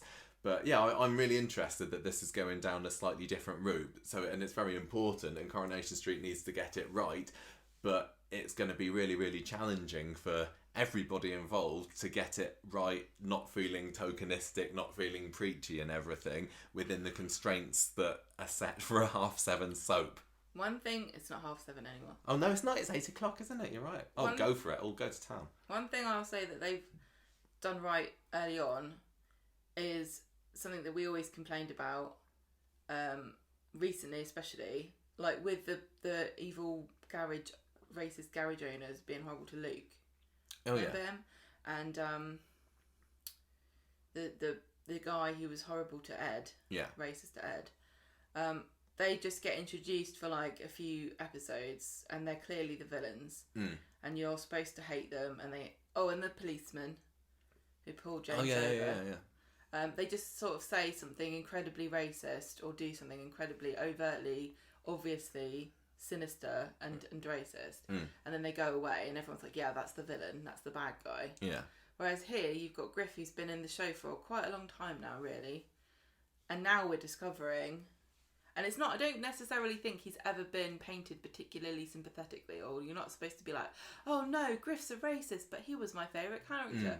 But they still have established him long enough for it to not feel like, oh yeah, here's a stupid throwaway character that is going to say something so that all the other characters can react to it without us having to sacrifice one of the main characters to saying something racist. So they've put a lot of time and effort into establishing Griff before we get to this stage. He seems like a nice-ish guy. He has done up until now, but there has been some kind of suspicion around him because Spider all this time has not wanted Toya to get involved with him, and up until her trial it was all because, look, you don't want to be getting involved in the activism, in the protests or anything along with Griff because it could be bad for your trial. But clearly now we know what Griff's actually like. Spider was perhaps protecting Toya from getting involved in a far right-wing movement or whatever it is that Griff is in. But you're right, so and it's also it has been fairly well established, but it's not like also so out of character that it's a Paul Kershaw moment where he does his play the white man and everyone's like, what? Why is he? That's not the sort of thing he would say. So you're right. I think they've done a really good job. Yeah. The other thing also is, obviously, I've been going on about where I thought this story is going for a long time, and talking about activism and extremism in that kind of world. But obviously, this is a completely different storyline, and it feels like Griff's environmentalism just feels really divorced and separate from this right-wing world. I don't know how the two go together at all. And I also find it weird that Spider, because I was very sympathetic to Spider coming in, infiltrating this underground group to try to root out the very extreme people who are doing illegal things to bring disrepute to the movement as a whole. And it makes sense how things could spiral out of control that way. But I just can't, it just doesn't make sense to me that Spider's known all along that he was trying to infiltrate a group of white supremacists and still embroiled Toya even accidentally and brought her along. Even though he's been trying to dissuade her this whole time, it would have just been easier and would have made much more sense to her have never included her in the first place. The fact that Spider's gone this far with it, because it's not like Griff had anything to do with anybody on Coronation Street. No, when Griff came in, I can't remember. It's all very baffling. Yeah, and how much does Griff care about the environment as well? Is that just an act, or is he like really passionate about the environment and racism? And racism. I don't know. I want to save the planet, but only for white people. I mean, something interesting that you said earlier when we were off air. You mentioned that guy who came to the factory, didn't you? Carla's.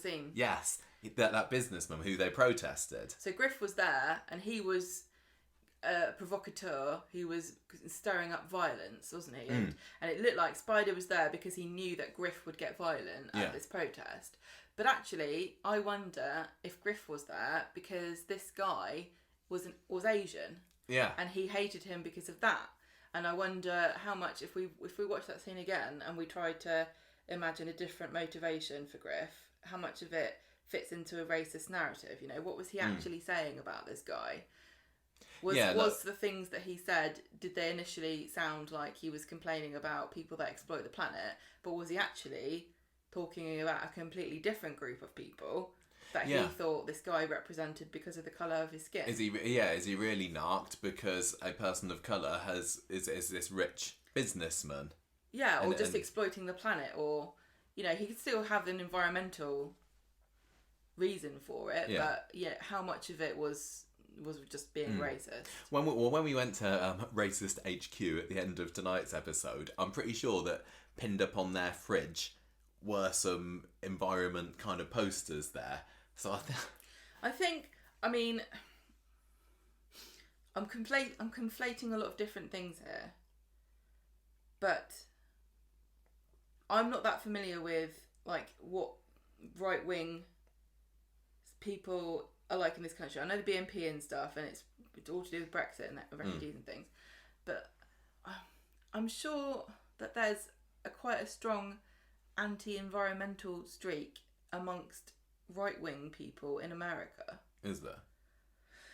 Well, they hate Tesla because it's electric, and they reacted to it by doing this thing called, have you heard of rolling coal? I have not. Where they modify their cars to blow black smoke everywhere to annoy people because they just hate the idea of doing anything at all to protect the planet. And there's also like a lot of Christian fundamentalism about not having to take care of the planet, because I'm very vague on the reasoning, but there's definitely like right wing links to anti-environmentalism and also like climate change denial as well, which is another thing wrapped up in it. Well, maybe that's why Spider wants to take him down as well. Why? Well, because maybe he thinks if Griff secretly hates the planet, I don't know that Griff does secretly hate the planet. I don't know. I'm just like, traditionally, and obviously this is stereotyping, and I'm very ignorant about it. I hold my hand up. I don't really know that much about it. But traditionally, I would have thought that you would pair environmentalism with more left-wing politics. Yeah. And that doesn't include white supremacy. No. So I'm just. I mean, it's really lovely that Griff's overcome some of those stereotypes. I think it's really nice that Coronation Street are showing all the different sides of white supremacists. Exactly. Right, so back to the synopsis after that little very big detour discussion. So Peter's at this gig still. He goes. Peter's at the gig going, have they stopped talking about what's going to happen next? Because I'm still stuck here. I want my coat. He comes, he has to go and get his coat, doesn't he? And I was confused. I don't really get the point of that. Like, what did they have him leave and then come back? I don't know. Did they stamp his hands on the way so that he could get back in? What did they stamp on it? One can only imagine. But yeah, but there's a bit where he's inside the hall and Spider is saying to Griff and the others, "Oh, don't worry about that, Peter." I think honestly, the reason Peter went to get his coat so that there could be this conversation without him, where Spider tries to talk to them about Peter. Maybe because Spider's saying, "Oh, he's just been hanging around with a bunch of snowflakes recently. Sorry, that must have rubbed off on him, and that's why he's not too happy about the lyrics here. It's fine though. He's one of us, honestly though. I don't know why mate. Spider's making excuses, because Griff's the one that invited him, not Spider. And surely Spider's whole infiltration of this group does not hinge around Peter, because he didn't even know Peter. No. And he'd never met him, had he? Well, he probably had met him, but... Or had he? It just kind of, I don't know, it just kind of makes things a little bit more complicated involving someone else who lives on the street as your girlfriend. To have what? It's more... someone who lives on the same street, not living as your girlfriend. No. It makes it more complicated for Spider to take Peter along because he's going to be telling Toya what they've been getting up to. But I don't know. That's what soap storyline is like, isn't it? It is, yes. So anyway, Peter's kicking off still, and Griff's like, "Oh, come on! It's just about smashing the state. It's fine. It's no worries. Are you against freedom of speech or something?" And Spider's like, "Everyone's got a right to their views." I didn't hear it. Spider says, I didn't really hear it too bad. Peter says, "Also, I noticed there's some kind of fundraising thing going on in there. What's that all about? What are you raising funds for exactly? Because it's probably not Ken Barlow's roof." And there's it's a better sound system because some people didn't hear the racism properly. I think I might go and tell the police about this. And the Griff's like, "You better bloody not." It all starts to turn about nasty, and this is Peter's where a snitch. Totally is. This is where this big guy comes and has a go at Peter, and Peter pushes him to the ground. And maybe I'm really also confused about Peter's like. What? How bad was it that Peter genuinely thinks that he should phone the police? He clearly thinks that this is a bit dodgy. Well, it's not just a bit dodgy. You don't It's like, hugely dodgy, and there's money changing hands and everything. Yeah, but surely you can. Yeah, what if he wasn't sure what the funds were being raised for? Why does he think he should go to the police about it? Is that part of the clues that we're supposed to pick up that it was actually really, really awful? Because as it is, it just seems a bit like, "I'm telling the police. You're not allowed to be." And he doesn't then go and tell the police, Peter does he? doesn't So he strike me can't as be the sort too of person who like goes on Twitter and sees somebody being rude and like phones the police up. Peter's like, chill, live and let live, man. Got that LA attitude. Just do what you want. Do what you want. But no, this is apparently very, very bad. Anyway, he stalks off on the end, leaving the rest behind him, and Spider's like, "Oh, wait up, hit you." Well, he pushed the guy over. Yeah, push the guy over. The guy tried to smack him in the head with a brick. These two much slighter men are there holding this massive beast of a man back somehow. Peter's like going, "Oh, I," and Spider is like, "Calm down, mate. Let's go back to Victoria Street. Let's go." And he's like, "Sorry guys, I'm going to go back with Peter now." So they're not particularly happy with Spider. Well, he says, "I better go make sure he doesn't phone the police." Yeah, that's right. Sorry, I forgot. So they go back to Victoria Street. Where... And just to be clear, if you're not familiar with this, there are definitely situations in which the police would be involved in something because hate speech in this country is a crime. Yeah. So I know in some different countries you could have a rally where you just said everything is black people's fault. So I hate them. You wouldn't be able to do that here. He's gonna go and set Officer Craigie on them, and they're gonna be quaking in their boots. What would Craig do? Oh my God! Can you imagine? Can you stop being horrible? I can just imagine Craig following the camera and Craig behind Craig's head, and he walks into this gig where there are these shaved-headed people with swastikas tattooed onto their arms. He's big, and Craig's just like. Wets himself and then runs out. and then Beth comes in and saying, "What did you do to my Craigie? He's terrified now. He's crying for his mum. I'll give you." Pulls them out by their ear. One by one. Beth will sort this. Don't worry, Peter. We don't need you. Right, so they go back to Victoria Street where Toya is, and she's Peter tells her immediately, "I'll just come back from this gig. We left early because they were a bunch of racists, this band." And she's like, "What? Griff? Racist? I don't believe he's into that sort of thing," because she'd kind of become mates with him. He was like her he was the one that got her back into protesting again, wasn't it? He was her environmentalist mentor. Exactly. Environmental mentor. Environmental. Yeah, environmental. And that's what he was to her. So she's like, she also says, "Oh, by the way, Peter, sorry, I just told Carla in another scene that you were at the gig. Didn't realise it was a secret." But they didn't show it, so I've got to tell you. They did show it. I just didn't write any notes down. Michael didn't write it down. I found it really difficult to follow this story. I think it was partly I was really interested with what was going on, but also very aware that I was having to type notes about it. And in the end, I didn't do a very good job of either of them for this story tonight. But anyway, sorry, Peter, I've told Carla. Spider, this is where she's saying, "So what was this music like, Spider?" And he's like, "I don't know really. I couldn't really hear it. I was standing offside to a little bit. The speaker system was terrible though. I don't really know. Just loud noise to me." I just think that the guy, the support guy, this welfare officer guy, who's helping Spider stay undercover, he must have like coached. They must have had like training. Like, here's how to be an undercover cop. Blah blah blah blah blah. And like day one, it was like, if somebody accuses you of being a racist, just say you're deaf. Yeah. Do you think they have like special courses for undercover cops on how to hoodwink your lie. wife or your other half? Yeah. I don't know. Didn't hear it. I wasn't there, Toya. I don't really know. Perfect. That's right. Yeah, that's right. You get 10 out of 10. I tell you what though, I think that his boss, I reckon he's going to be a wrong un. You know why I know?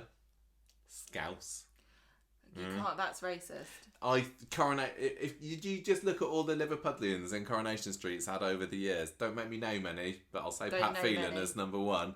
He's enemy number one. I think that anyway. So they bog off, and then we join Peter and Carla in the factory, and Peter's saying, "Oh yeah, sorry, I didn't tell you about going to the gig, Carla." Well, he's very apologetic. He is, and he was saying, "Well, you were right about that Griff, though. There are a bunch of right-wing racists." What? That's a bit of a tongue twister. Right-wing racists, Carla, and she kind of forgives him. Well, she didn't seem concerned at all. Yeah. But there's like a nest of racists that organise themselves and even have their own like anthems. I think she's just smug that she was right about Griff. Griff. She's right. Yeah. I think that is it. So, wouldn't you be terrified and sick if you knew that there's a community of people near you who just like gathered together like a bunch of evil movie villains to literally sing songs about how much they hate people based on the colour of their skin? I would be a bit more worried about it than her, and she's like, well, listen, I don't care, sell pants to anybody. Yeah, she'd be like, I'm a bit worried. You say they don't like black people. What about people whose clothes are always black? No, that's fine. That's fine. Oh, don't worry about it then. So they go off to the bistro, because why not, where we see Toya. In the background. She's got her phone with her little yellow earphones in, going, what is this I'm listening to? Yeah, I'm just going to go and talk to Carla and Peter about this. She's like Googling how to delete music history. Yeah, I know. That's going to implicate her, isn't it? It's going to, when they reopen the case as to whether she was responsible for Imran's murder, and they find that maybe she's been listening to racist music. Well, this is the other thing. Don't let Sarah find this out. That I'm surprised that Griff thinks that Toya... He hasn't tried to recruit her yet, but he kind of was. He was going to let her come to the concert. He's mates with Toya. So does he know that she had a husband? I don't know. Who was Asian? I don't know, maybe. Because what did he think of that? I don't know. Wouldn't you be like this? I don't know. She did murder him, so. Fair. But I'm not sure. I'm pretty cool with that. Yeah. It's. He must have known what was going on, because he was around when the case was going, when the trial was going on. He was like secretly rooting for her. I don't know. Right, so Toya goes up to Peter and Carla and says, "Oh, sounds like that gig was a bit of a washout then. Bad sound. Spider says he didn't really hear anything." And Peter's like, "No. There's no way. We heard every single word, actually. Every single filthy racist word of it. If Spider... Well, I think it's Carla that says, if Spider's saying he didn't hear anything, then maybe he's trying to make you... he's trying to deflect you from the fact that he's also a massive racist as well." And so Spider's like, "I don't think he is, but I'm gonna try and investigate further." She's like, "I would have thought this would have come up before now." Yeah, I'd have thought so. So she finally goes... It's one thing sort of holding problematic views and sort of secretly nodding when somebody says something, like that. And it's another thing to sort of go on to an organised gig. Yeah. It's like that's like another next step level up of dedication, isn't it? Yeah. So she goes and finds Spider in the street later, and it's like, listen to this music. Stick one of my yellow headphones in your ear. Can you hear this? It's definitely racist, It's like the most isn't it? racist song ever. Just imagine. Look, I downloaded it, and it's got a little E in a square next to it. This is explicit, and not just because of the sweary words in there. So I don't know. He's like, maybe, I don't know. I just didn't hear it very well at the gig. And she's like, what are you lying about? Do I even know you at all, Spider? And he's like, look, you do. I'm just the same happy-go-lucky guy as I always was. Saving the planet, yeah, that's my bag, baby. And you're the most important thing for me. Definitely not a racist. No more questions, please, Toya.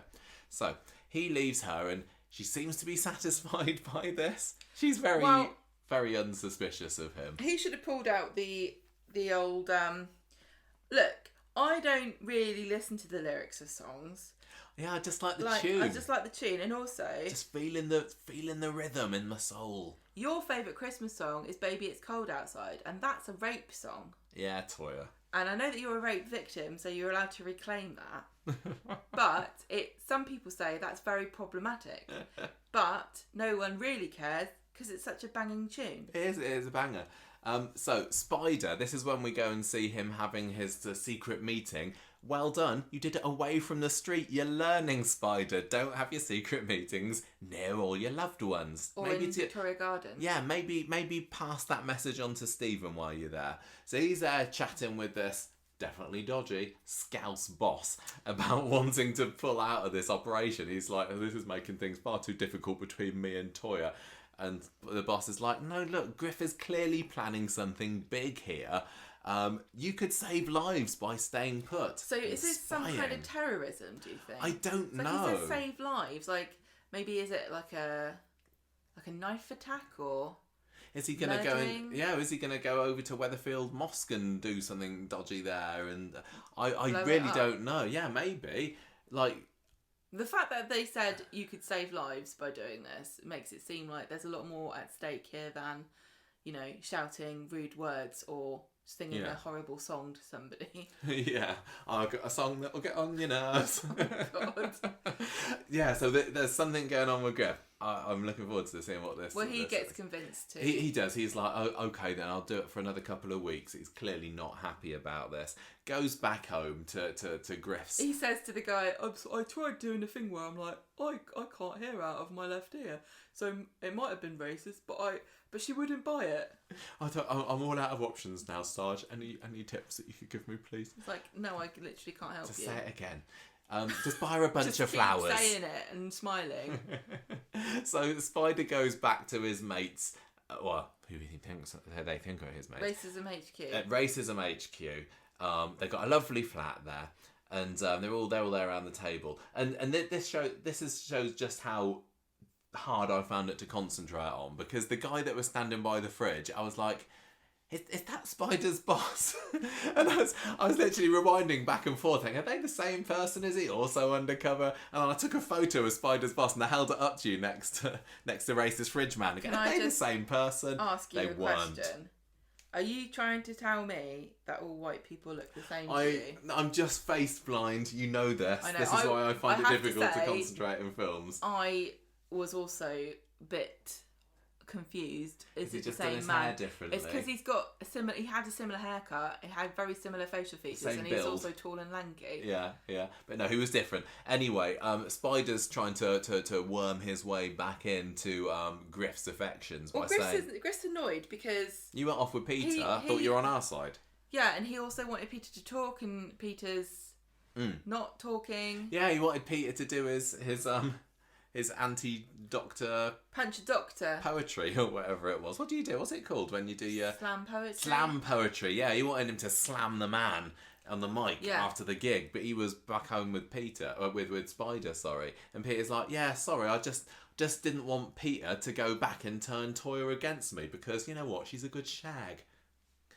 I can't believe that. I'm not saying I don't believe that about Toya. I'm saying when the words came out of Spider's mouth, he's basically saying, "Yeah, I've got quite a good thing going with me bird back in Weatherfield, well, that's and I don't want to ruin that." The only way that he can explain why he's with Toya. Yeah. And Griff's like, we can get you a racist girlfriend. Yeah, no problem. There's loads of racist girlfriends. But is she racist and vegan? He loves her vegan lasagna as veggie lasagna, doesn't she? Yeah, that's true. Can Spider... Is he vegan or is he veggie? I can't remember. Well, she's vegetarian. She is, but can Spider eat her veggie lasagna if it's got actual cheese in it? Don't know. What a tough Anyway, question. Griff's like, oh yeah, I can understand that. Sex is great, innit? So you can stay with me. I have sex all the time, definitely. You stay with me. Hanging around with all these male white supremacists gets me laid so much. Gets me the birds. Those racist songs are quite the aphrodisiac. He's like, right, you if you cross me, mate, you'll wish you'll stayed with the woke meister. Peter Barlow's new nickname. Well, that's German. Oh, it's a Volkmeister. That's a clue. Yeah, what's Volk in German? It sounds a bit like folk, which is the people. People. Ich bin der Volkmeister. Oh, that's very sinister. It is. Yeah, that's like der Führer, isn't it? Ich bin der Meister des Volkes. Yeah. That's maybe. German, I guess. Spider's like, don't worry about it. Don't. I'm really on your side. And then he has a swig of beer because he's a real man, but he looks worried because he's a soap character and it's the end of the week. So he's a somewhat uncomfortable at this web of lies that Spider is spinning. I see what I did there. And I'm just mega intrigued as to what happens next in this. It feels like since Spider's come back, he had a long period where we didn't see much of him, and then there's been like activism light, hasn't there? And there's been the getting back with Toya and everything. But it's like, oh, this feels like it could be quite a big, serious, important, issues-based story. I'm worried about and lovely Spider and Toya are involved in it. What are you worried about for Toya? She might get in trouble. I think if I was Spider, I'd just say to Griff, look, stop inviting Toya to stuff. She's such a bloody killjoy. She's not racist at all. I've tried asking her if she wants to be racist, and she keeps saying no.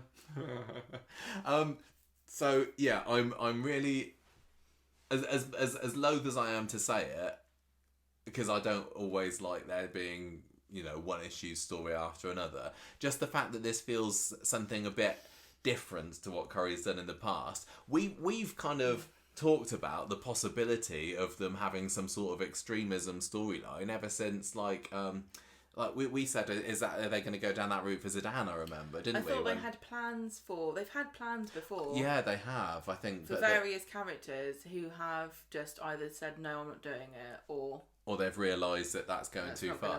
I read on social media that Hollyoaks has also had an extremism storyline, and people are saying, "Oh, Corey, just copying now." I don't know what that storyline is about, but no, what is original in soap? As long as it feels to me like I've not seen anything like this before, I am really, really interested about where it goes. I just hope they can do it justice in its pre-watershed state, and I don't want it to be like the upskirting story, let's say, earlier this year, where it's there for a couple of episodes and then it's over. Minute, what? So like in the upskirting story, they were like, right, everyone has to have this lesson now about consent.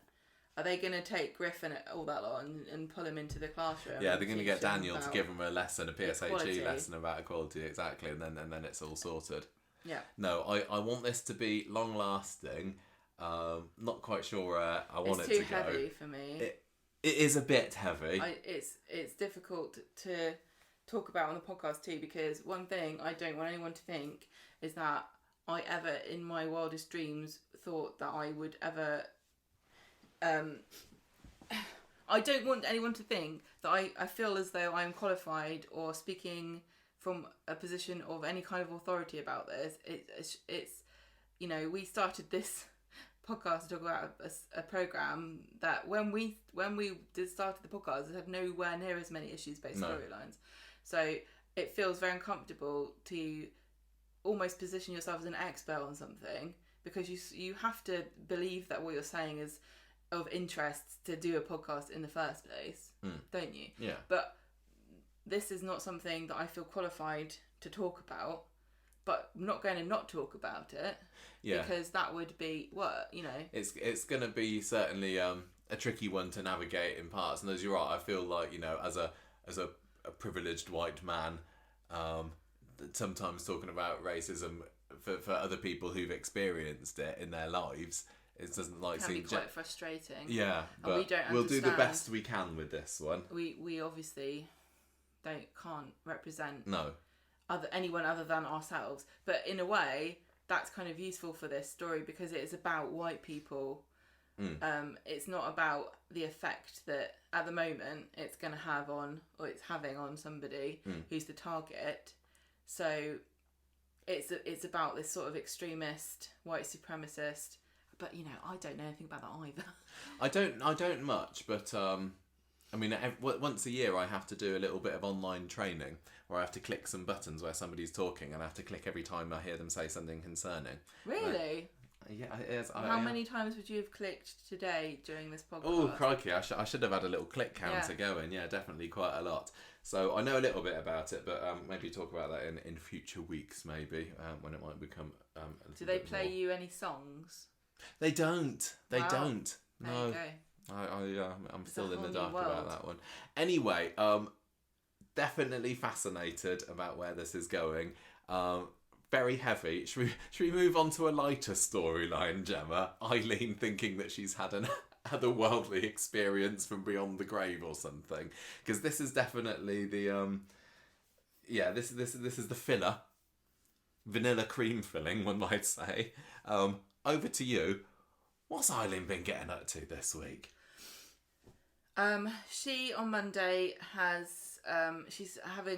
basically the beginning of the week sets her up as a horrible moaning cow, as if in case you're a new viewer and you don't understand what's about to happen, is very uncharacteristic of Eileen. She just hates everybody. So just so you know, so we get to see her. She's just being mad at everybody. Although I would be mad if everyone's. What are they doing? They were slobbing about and not tidying up in her house. I mean, you could partly blame her for welcoming everybody and his dog onto the street to live in their house. I was a bit disturbed by their choice of snacks. And I can't remember exactly what it is, but I have very strict rules in my mind. Any chocolate-based or caramel-based snacks must only be consumed with milk-based drinks, like tea or milk. Yeah. But they were just popping them away. But if you're going to have a fruity-based sweets, like Haribo or gummy worms or something, then you can only have clear liquids like squash or Coke. Okay, so you can't be going around having a chocolate biscuit and a glass of squash. That's absolute anarchy. I think she was more just narked about the fact that they were blobbing around, leaving the house a mess, and she was the one that was cleaning up after them. She's not always been like... She's not maternal at all. No. What are you trying to say? No, I'm saying that she isn't always a nasty cow. When she came into the programme... I was just joking, really. No. When she came into the programme, she was quite light-hearted, and it was just more like dry wit and sarcasm, wasn't it? It was setting up a nice little... Just in case you wondered, Eileen, not the nicest person. No. And she's like, I don't know why she takes these pumpkins. She takes these pumpkins. I think she's got to take them to the pub. She takes them outside, and like Gail's... Big Glenda's pumpkins, aren't they? Yes. Gail's bumbling along, listening to an Italian. She's trying to learn Italian still, after all these years. After she was tricked with Italian for Lovers. By Lewis Archer. By Lewis. Do you think, because that was the trick, wasn't it? He was giving her this DVD to teach her Italian because they're going to run away to Italy together. Yeah. And then when she put the DVD in, it was just him going, ha, you idiot. Wasn't it? Yeah. So do you think that the main thing she was mad about all these years later is that she wanted to learn Italian? I don't know. So she's still holding on to that grudge. I say, Gail, give it up. Well, apparently she was saying something about landing a helicopter, apparently.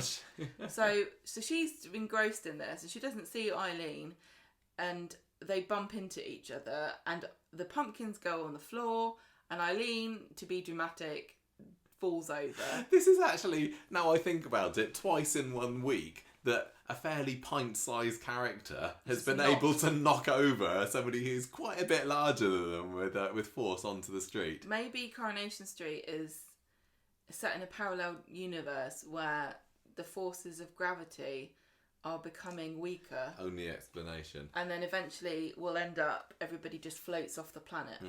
And it was very clearly a stunt Eileen that fell onto the floor as well, really? Among the pumpkins. Yeah. So she's dead. No, she's not. She just thinks she's just laid out cold, which is honestly just as well, not as concerning, but... Gail's bloody doing a dithery dimwit act, going, oh, what do I do? Oh, help. And then George runs over, and so does Sean. And George drops his vanilla slice in front of her face. And then he shines a light in her eye. And then Gail's phone goes off. And all of these things combine. And Eileen eventually regains consciousness. So she goes to the hospital, gets checked out. She's got mild concussion, but she's fine. George isn't very sure because he's worried that she might have very serious brain injury. And she's like, don't worry about it. And she's like, you know what? I don't even mind that I fell over because it's nice to have a lie down. Yeah, so this is where we start to see a bit of a personality change for Eileen, which is the running gag of the week. She's just very chilled out.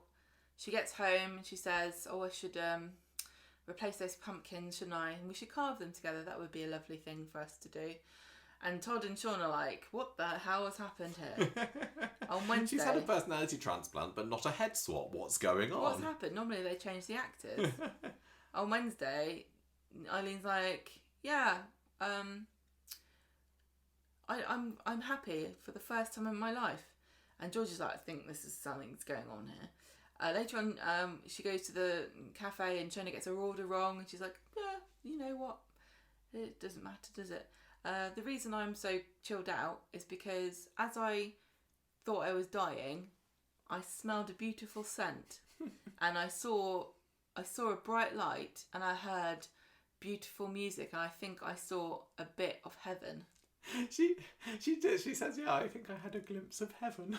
I wish that there had been a character who had a beard and long hair, a man. Yeah. Who had come Just up and gone, over. maybe there should have been a paramedic, and she could have been like, "And I saw Jesus." But I think that they wouldn't have gone that far. But it would have been hilarious. Maybe if Billy had come, yeah, she would have thought he was Jesus. Very very well groomed Jesus. Back at home, Eileen's like, "Guess what, Sean? I think I saw the afterlife, and it was really nice, and so I'm not scared of dying." Is that why Eileen's always grumpy? Because she's terrified of dying? Maybe. She's just filled with the terror of knowing that her existence will eventually come to an end. Yeah. Existential dread haunts her every minute. Sean is convinced by this straight She's like, away, "That sounds isn't true." he? Yeah.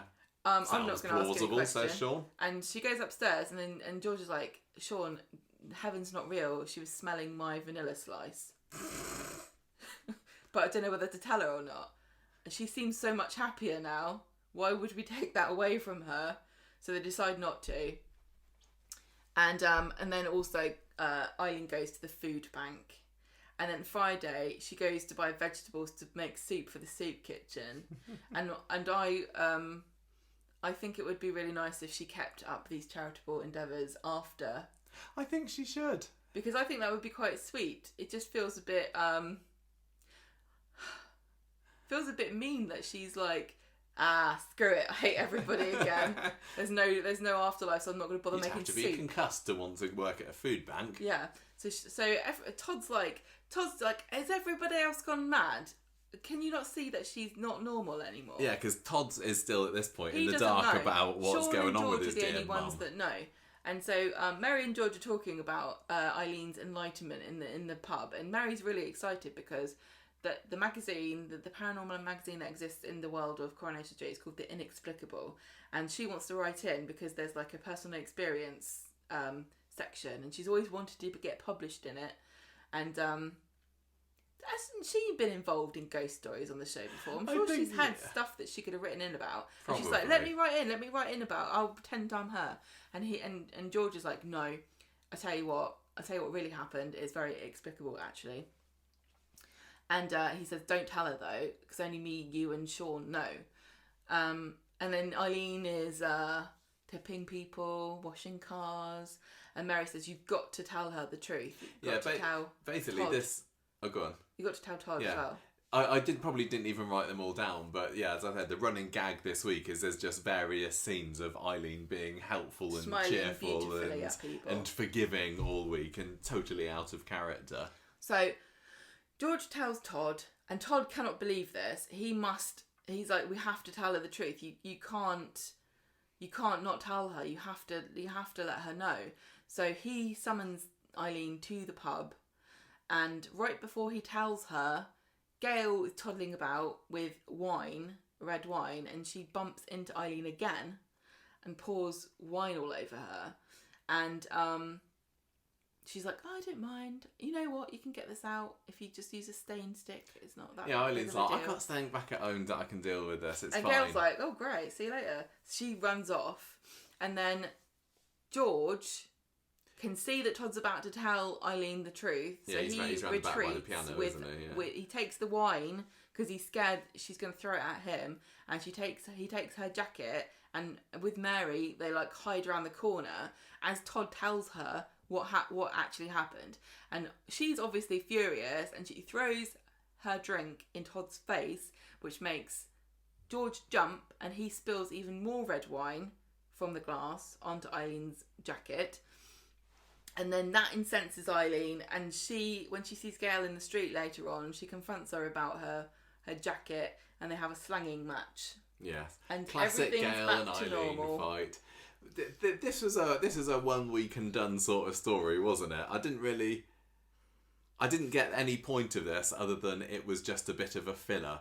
I do sometimes think that they return to the well of Gail and Eileen feuding with each other a little bit too often, and it's a kind of a way of saying, remember that fight? Do you remember? You remember when Todd came out and they had a rolling about in the street? Do you remember the village people line?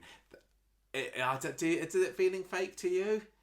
It does feel a bit like, remember this? Reference, call back. You all love this classic scene. They don't seem to do it with a whole lot else. Like, they're not keeping on mentioning Peter at the AA meeting. Well, Sally and Yasmin had a very long feud, and that doesn't really get brought up anymore. No, it's just, it always feels like they're constantly trying to rekindle. Make a Gail and Eileen fight part 2, and they've tried it before. Like they had a fight at the salon about 6, 7, 8 or so years ago, and it's like, look, they're back again, they're fighting. And it's like, yeah, okay. I think the problem is now with Gail that she's such a simpleton. I feel kind of bad for her. It's like kicking a kitten, isn't it? It's like Gail. There should be some kind of balance in the fight, but Eileen outsmarts and outmuscles her. Yeah. So yeah, I think kind of like watching a German Shepherd eating a Chihuahua. Yeah, I mean, like you can't really root for the when you add Ina Sharples and Elsie Tanner, at loggerheads in the street, they were an even match there, weren't they? But they were scary in their own right. Yeah, but with Gail, she just goes, "Oh, that Eileen!" And the cliff over there. Oh, Eileen Grimshaw, you're just a horrible old cow. So whatever, I'm on Eileen's side that's there. Fine. I like the fact that we had a ghost this week. Oh yes, we did mention that. That was in this scene, wasn't it? Jenny mentions the ghost of Annie Walker haunting the Rover's cellar. When she's moving stuff around in the cellar, she heard a posh woman's voice going, "No." Yeah. I like that. I like that. I enjoyed Happy Eileen, as I was kind of a bit conflicted in this, because on my one hand I was saying, this is bloody stupid storyline, isn't it? Why?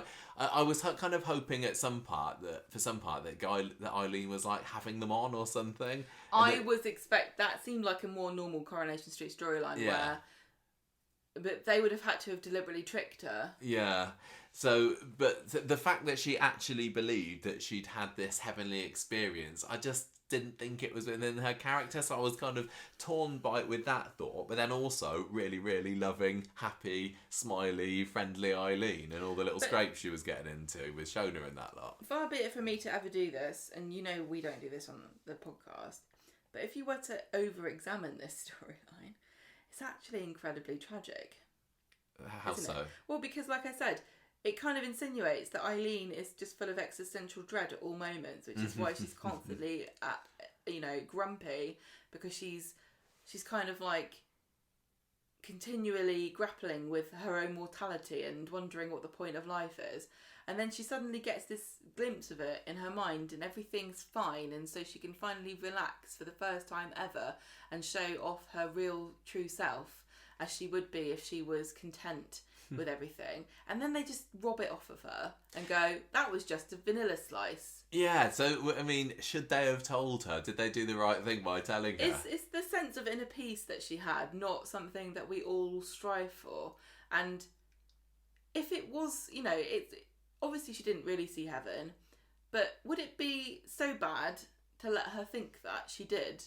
Because don't we all kind of want that reassurance to know that there is something nice, out there after you die? I just think it's really actually really, really tragic that poor Eileen is just never going to be happy ever. I did think it was funny at the very end where she was talking with Gail and Gail said, I thought you had some stain remover stick, and she's like, I lied. So I do like that kind of Eileen, but I just really enjoyed Happy Eileen, and there was just the look of peace and happiness and smiling on Sue Cleaver's face there, who plays Eileen. That I don't think we've ever seen this. I haven't seen that expression on her face ever before.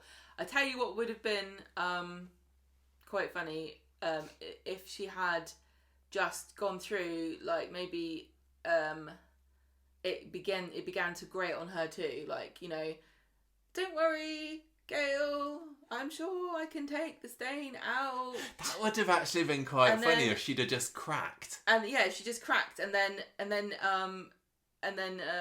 George says, "Look, Eileen, don't worry about it. It was just a vanilla slice and a phone light." And then she would have gone, "Thank God for that. I thought I'd have to behave myself for the rest of my life." Because the very idea that having this this supposed spiritual vision would fundamentally change her character, like without her even trying, seems weird. It felt like she was almost being possessed by the Spirit of Jesus. Yeah, like the Holy Spirit had come down onto her or something.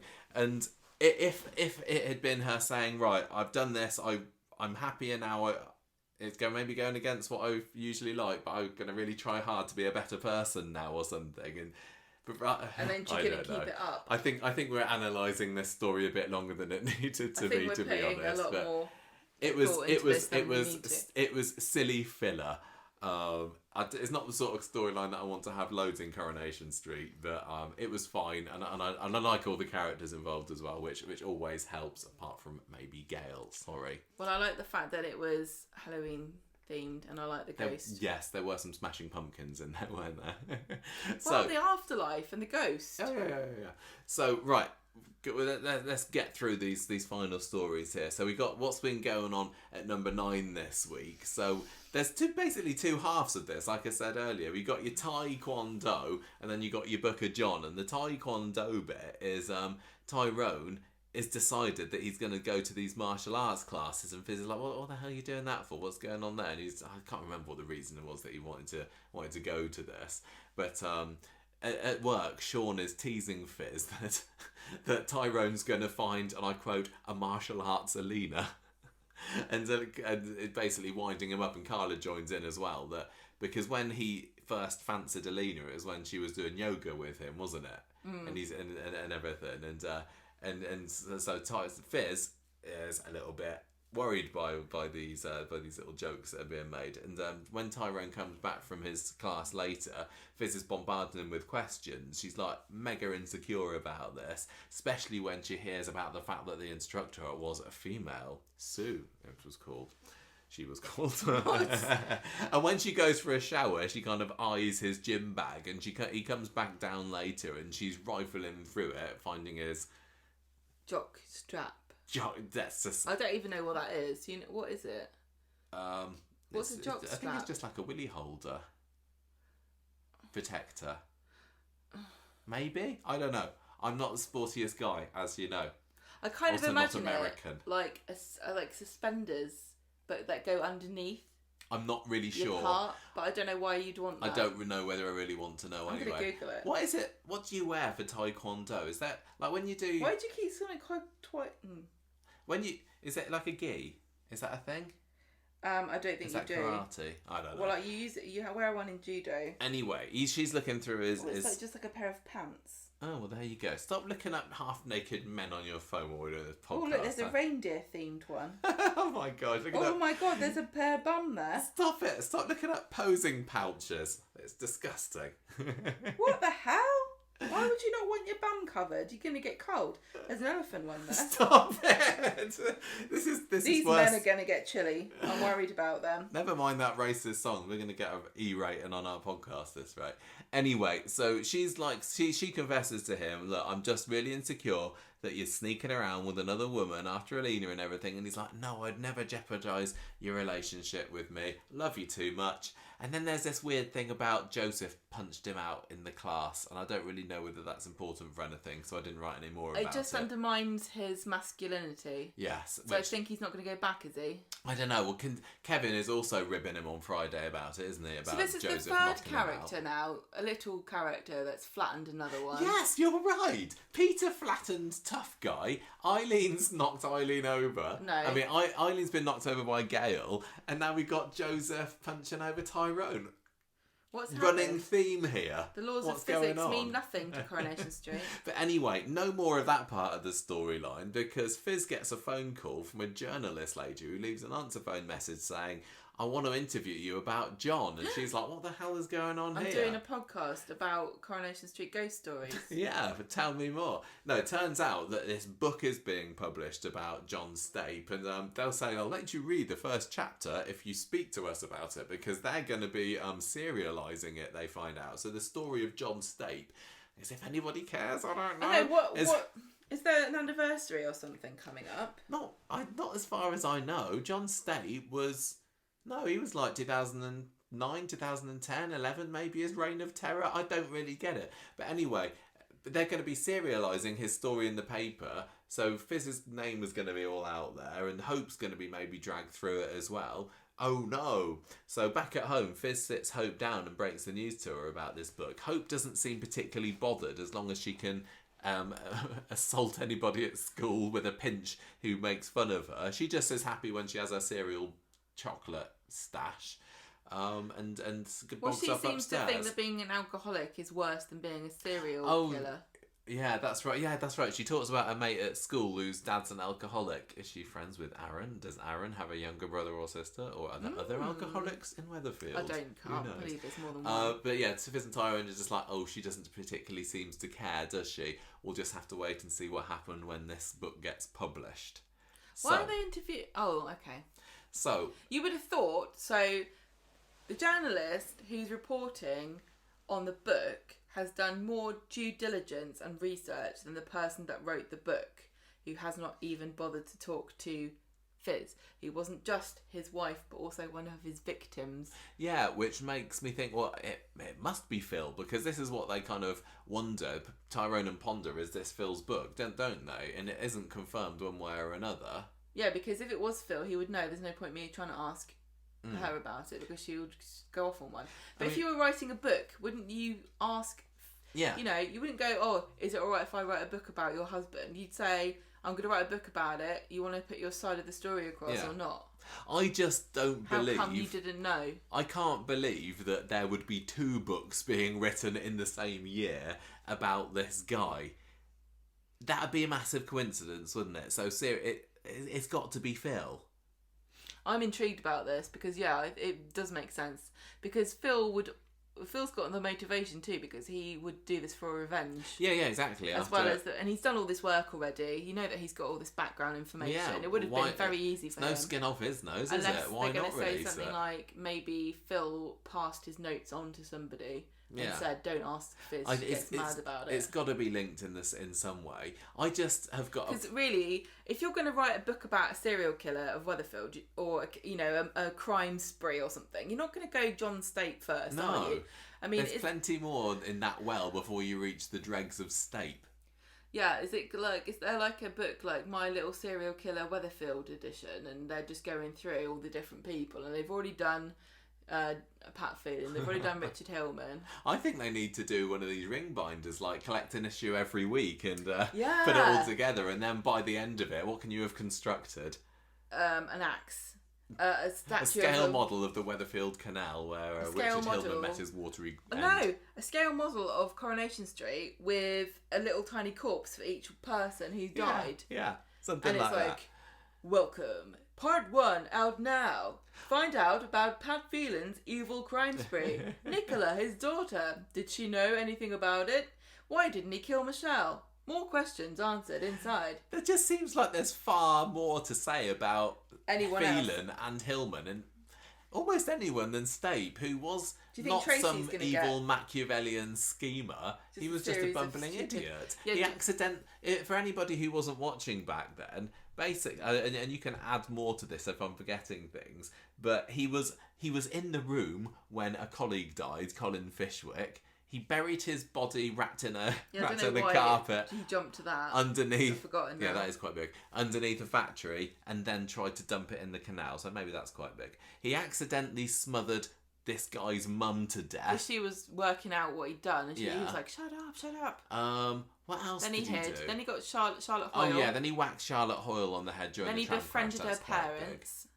And made them switch off her life support machine. Do you Yes, remember that's that? right. That's right. That was quite cheeky. There was a good story Then he there. jumped off the roof and survived. Yeah. Okay. He tried to maybe. kidnap his baby, Yeah. didn't he? Yeah. Then he ran away into the night. I still just don't know whether there's a book's worth, and I don't. Didn't he make Fizz move a body? He made Fizz Yeah. move the body during the tram crash. Charlotte's body. No, I thought he got her, Oh, her I to move can't. Colin's I genuinely body. can't remember now. I just He's can't done a believe lot. that enough people would care about it when there's plenty more. I'd read it. You would read it. I mean, you have been saying recently that you hope that this John Stapes thing gets brought up again. But Well, I think I don't actually read true crime books. The only one I've read is in Cold Blood, which is really good. But I would definitely listen to a podcast series about it. yeah, I don't know. And like I said with the Gail and Eileen thing earlier, they're seeming to they're liking to bring this back up again. And ever since the Richard Hillman story, there was a period of time for quite a while that, you know, the ghost of Richard Hillman would rear its ugly head, and like David would be writing the cards to Gail pretending that he was Richard, or somebody would say, oh, this is all because of Richard. I just think that I'm not getting the same feed. It's like they're trying to recapture that, saying, oh, John State, remember him, everybody? That was a fun story. And the story, as much as we enjoyed it, I recognise that it was not one of People Corrie's didn't. biggest stories ever, and I'm thinking, why do you keep bringing it up? Because they had Jade the other year, didn't they? His secret daughter. I kind of like it. I'm in two minds. I'm interested to see where it goes. I'd be interested to see, are they going to bring back Jade? I don't think they will, and I've certainly not seen any spoilers one way or the other. Maybe about... she wrote it. It could have been. Because she wouldn't need to talk to Fizz. But she hero worshipped him, didn't she? And I don't know whether this kind of book, which I just tell you that there are a lot of weird people in the true crime community? Are there? I Yeah. can believe that. And I don't necessarily think that being a fangirl of a murderer rules you out of writing a book about that person. I just remember thinking that when Jade left, and this was early 2020, I'm going to say, it felt like there was unfinished business there, and she left very quickly, didn't she? She's got a really good story because bloody Fizz tried to kill her. Yeah. That would make a good climax for your story about how much of a nutcase. There we go. She could pin it all on Fizz. If that happened, She you heard could it write here first. the secret story of John State, the story they didn't tell you. That would be something that would be worth publishing. If you were a publisher, you'd be like, why would I write a story about this boring loser? Yeah. And then she'll say, well, because he was stitched up, he was framed by Fizz, and I can tell you I've got proof because she tried to kill That would be me. brilliant. I can give you my first-hand account. Yeah. Sign her up. Do you think, just before we move on to the next story, where's this going with Fizz's insecurities about Tyrone? Is he going to stray again? He'd be a it's bloody tedious. idiot if he did. Tedious. You were never happy about them getting back together again, did you? And I was. And I'm thinking, you better bloody not, Tyrone. If you're You've got a going to lovely do that, lady make back your at own home with beans on Fizz. toast in the future. Yeah. Right, Gemma, Summer Baby, go. What's she been up to? Just to... Oh, here we go. Right, so Summer's like, I'm gonna terminate this baby. I don't want to keep it. And Billy's like, I'll come with you. And she says, no, I'm just going with Aaron, thank you. So they come back from the medical centre, and Dr. Gallus has referred her, and she's really upset. So she's got this clinic she's got to go to. Yeah. And Aaron's like, I'll stay with you overnight. And she says, no, you need to go back to your dad. And then Esther comes round. So Esther is the Christian lady who wants to adopt Summer's child and raise it as hers because she's been having trouble conceiving. And Summer says, I'm really sorry, but I'm going to have an abortion. And Esther's like, look, I'm not going to tell you what to do, and I'm not going to lecture you about whether it's right or wrong to have an abortion, but if you have one, you're probably going to go to hell. Yeah, basically. She's I'm not going to lecture you, but then she proceeds to do just that. And she also says, look, don't forget that I'll give you money if you decide to keep the baby, and that would be nice, wouldn't it? Because you're kind of useless. Yes. And Billy's like, what money? Yes, Billy happens to walk in at that very moment. What money are you talking about? And Esther's like, Billy, do you not think this is a weird coincidence that I want a baby and she's having one and she doesn't want it and I do? Is it not a sign from God that this is what he wants? I think I can smell, vanilla slice. Can It you is a smell- sign from God. Can you smell that vanilla? And can you hear that woman speaking Italian? Well, I mean, the Pope does live in kind of Italy.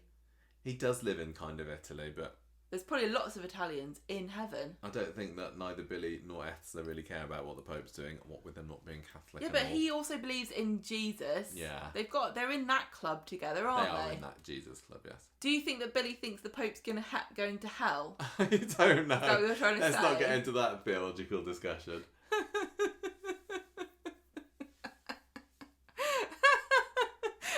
Billy's like, don't talk about the Pope around me. That man is an abomination. Anyway, so Billy's like, no, I don't think that is right, actually. You better go. And Billy's like, don't tell anyone, but I don't even think God's real anymore, to be frank. He says, go and have a bit of pray for guidance. Go and ask God what he thinks. Go and because try he again. always tells me. Yeah. And Summer's really upset because Billy's clearly not into her having an abortion either.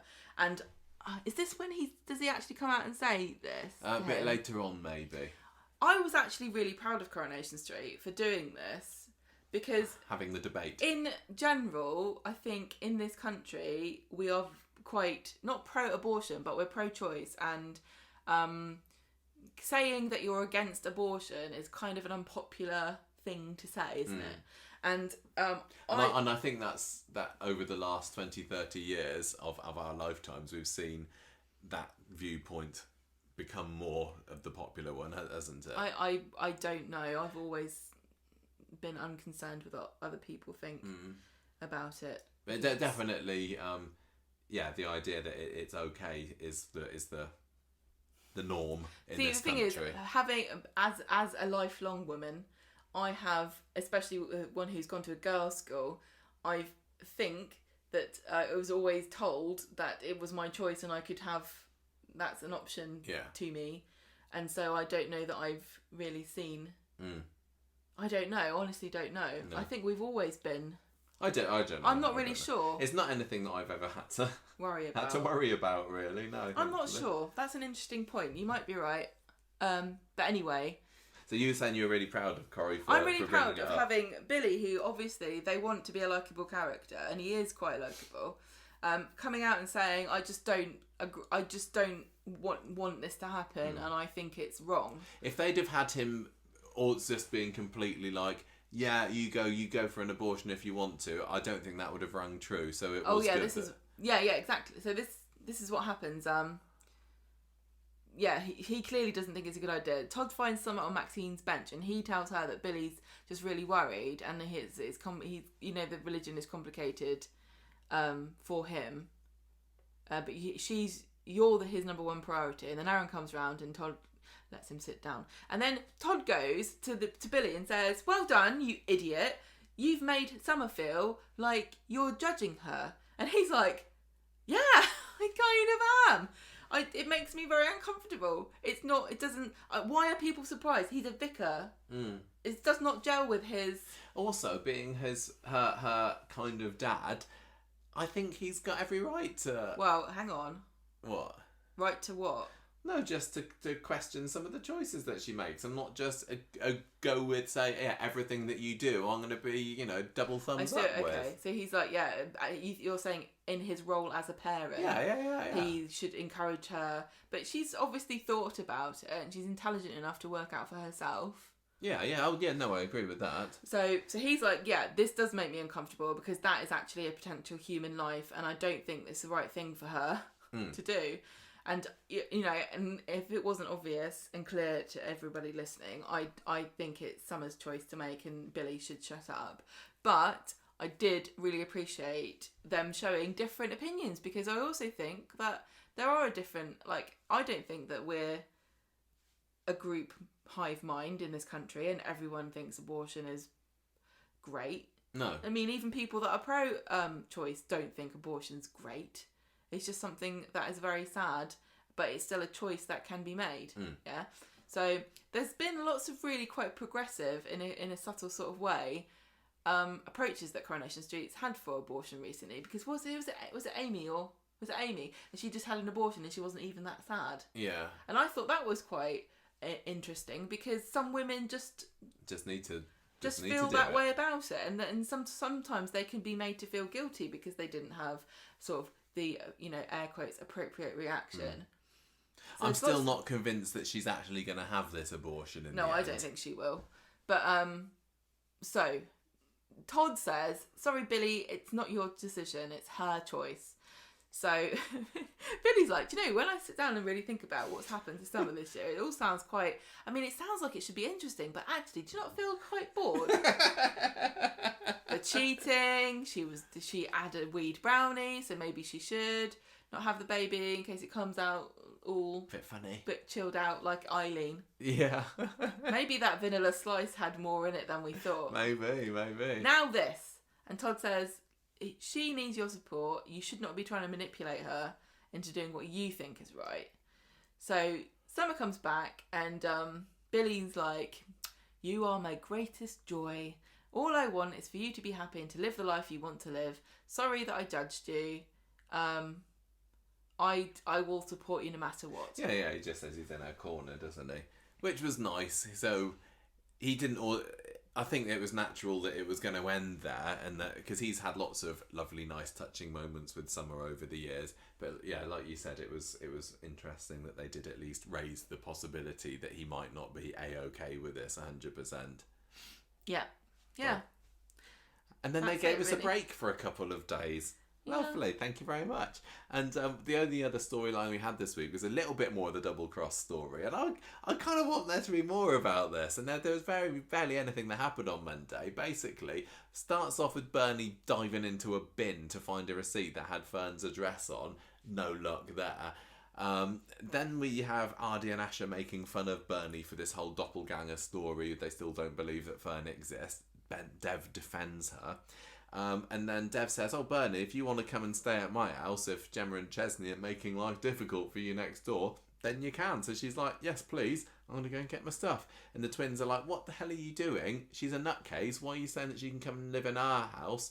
And Dev says, "Look, I trust her. I believe her. Bernie stays with us as long as she needs." And that was literally it. I don't really understand why they even had it in this week, because it was just a way of saying, and Bernie's coming in to move with Dev now, isn't it?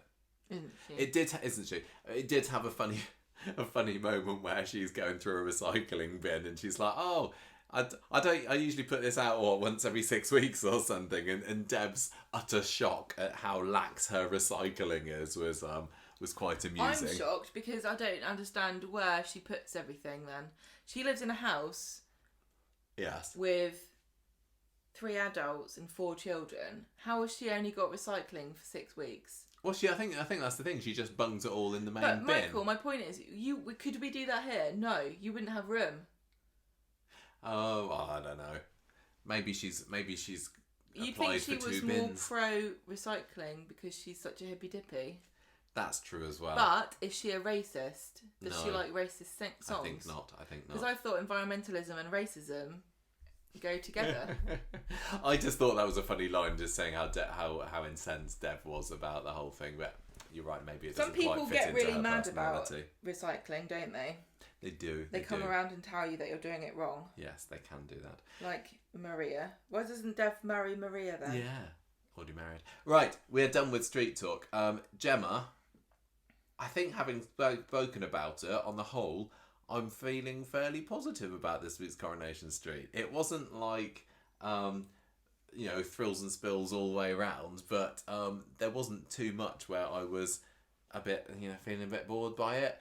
I think that the Stephen story is starting to lose interest a bit, but I've got every faith that it's going to get a lot crazier and get me back in again.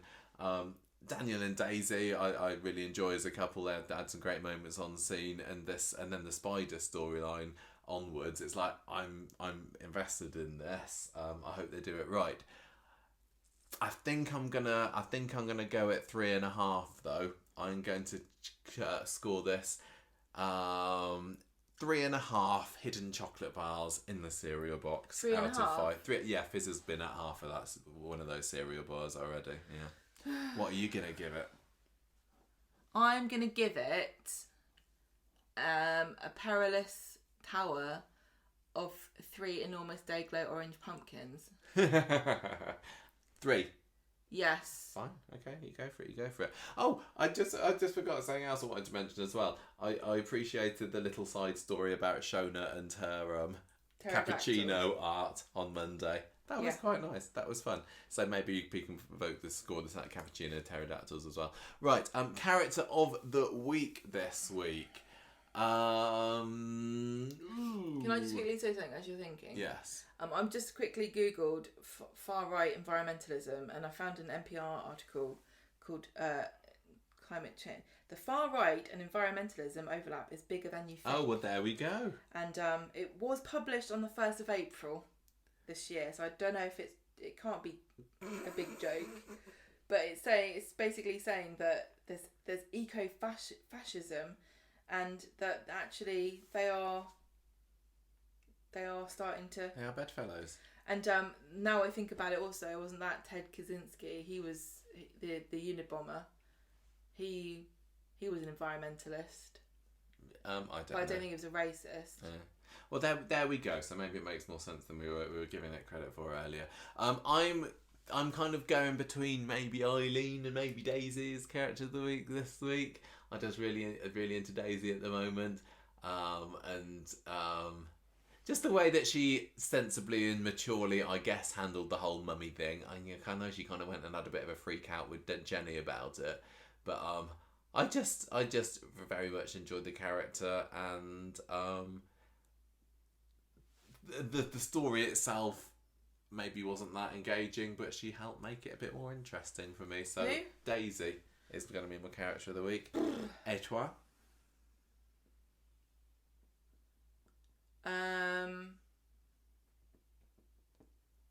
You got Stephen, you got Gabrielle, you got Eileen, you got Daniel, you got Daisy, you got Spider, you got Griff, you got Toy, you got Eileen, you got Todd. I'm going to give it to Spider just for his... nice. Like, I don't know. I don't hear racism. Like, I don't see colour. Oh, what better reason to give him to Spider than that? I've got a quote here that is interesting that I just found, which is why I'm sorry, but I was distracted. That's okay. Blair Taylor is a researcher at the Institute for Social Ecology. He said, even the Nazis saw themselves as environmentalists. And Hitler was a vegetarian. Here's his quote. The idea was that natural purity translates into racial or national purity. That was one that was very central to the Nazis' environmental discourse of blood and soil. Well, I wonder if any of the Coronation Street writers have read this very article. There is this earlier very nativist, exclusionary and racist history of environmental thought. It was very much based on the idea of nature as violent, competitive and ultimately very hierarchical domain where white Europeans were at the top. I did not know this. There you go. Hope if you didn't know that was interesting. Yeah, we make you laugh and we educate you. And we tell you what happened in a programme that you actually already watched, so you already know. Probably, yeah. Yeah, okay.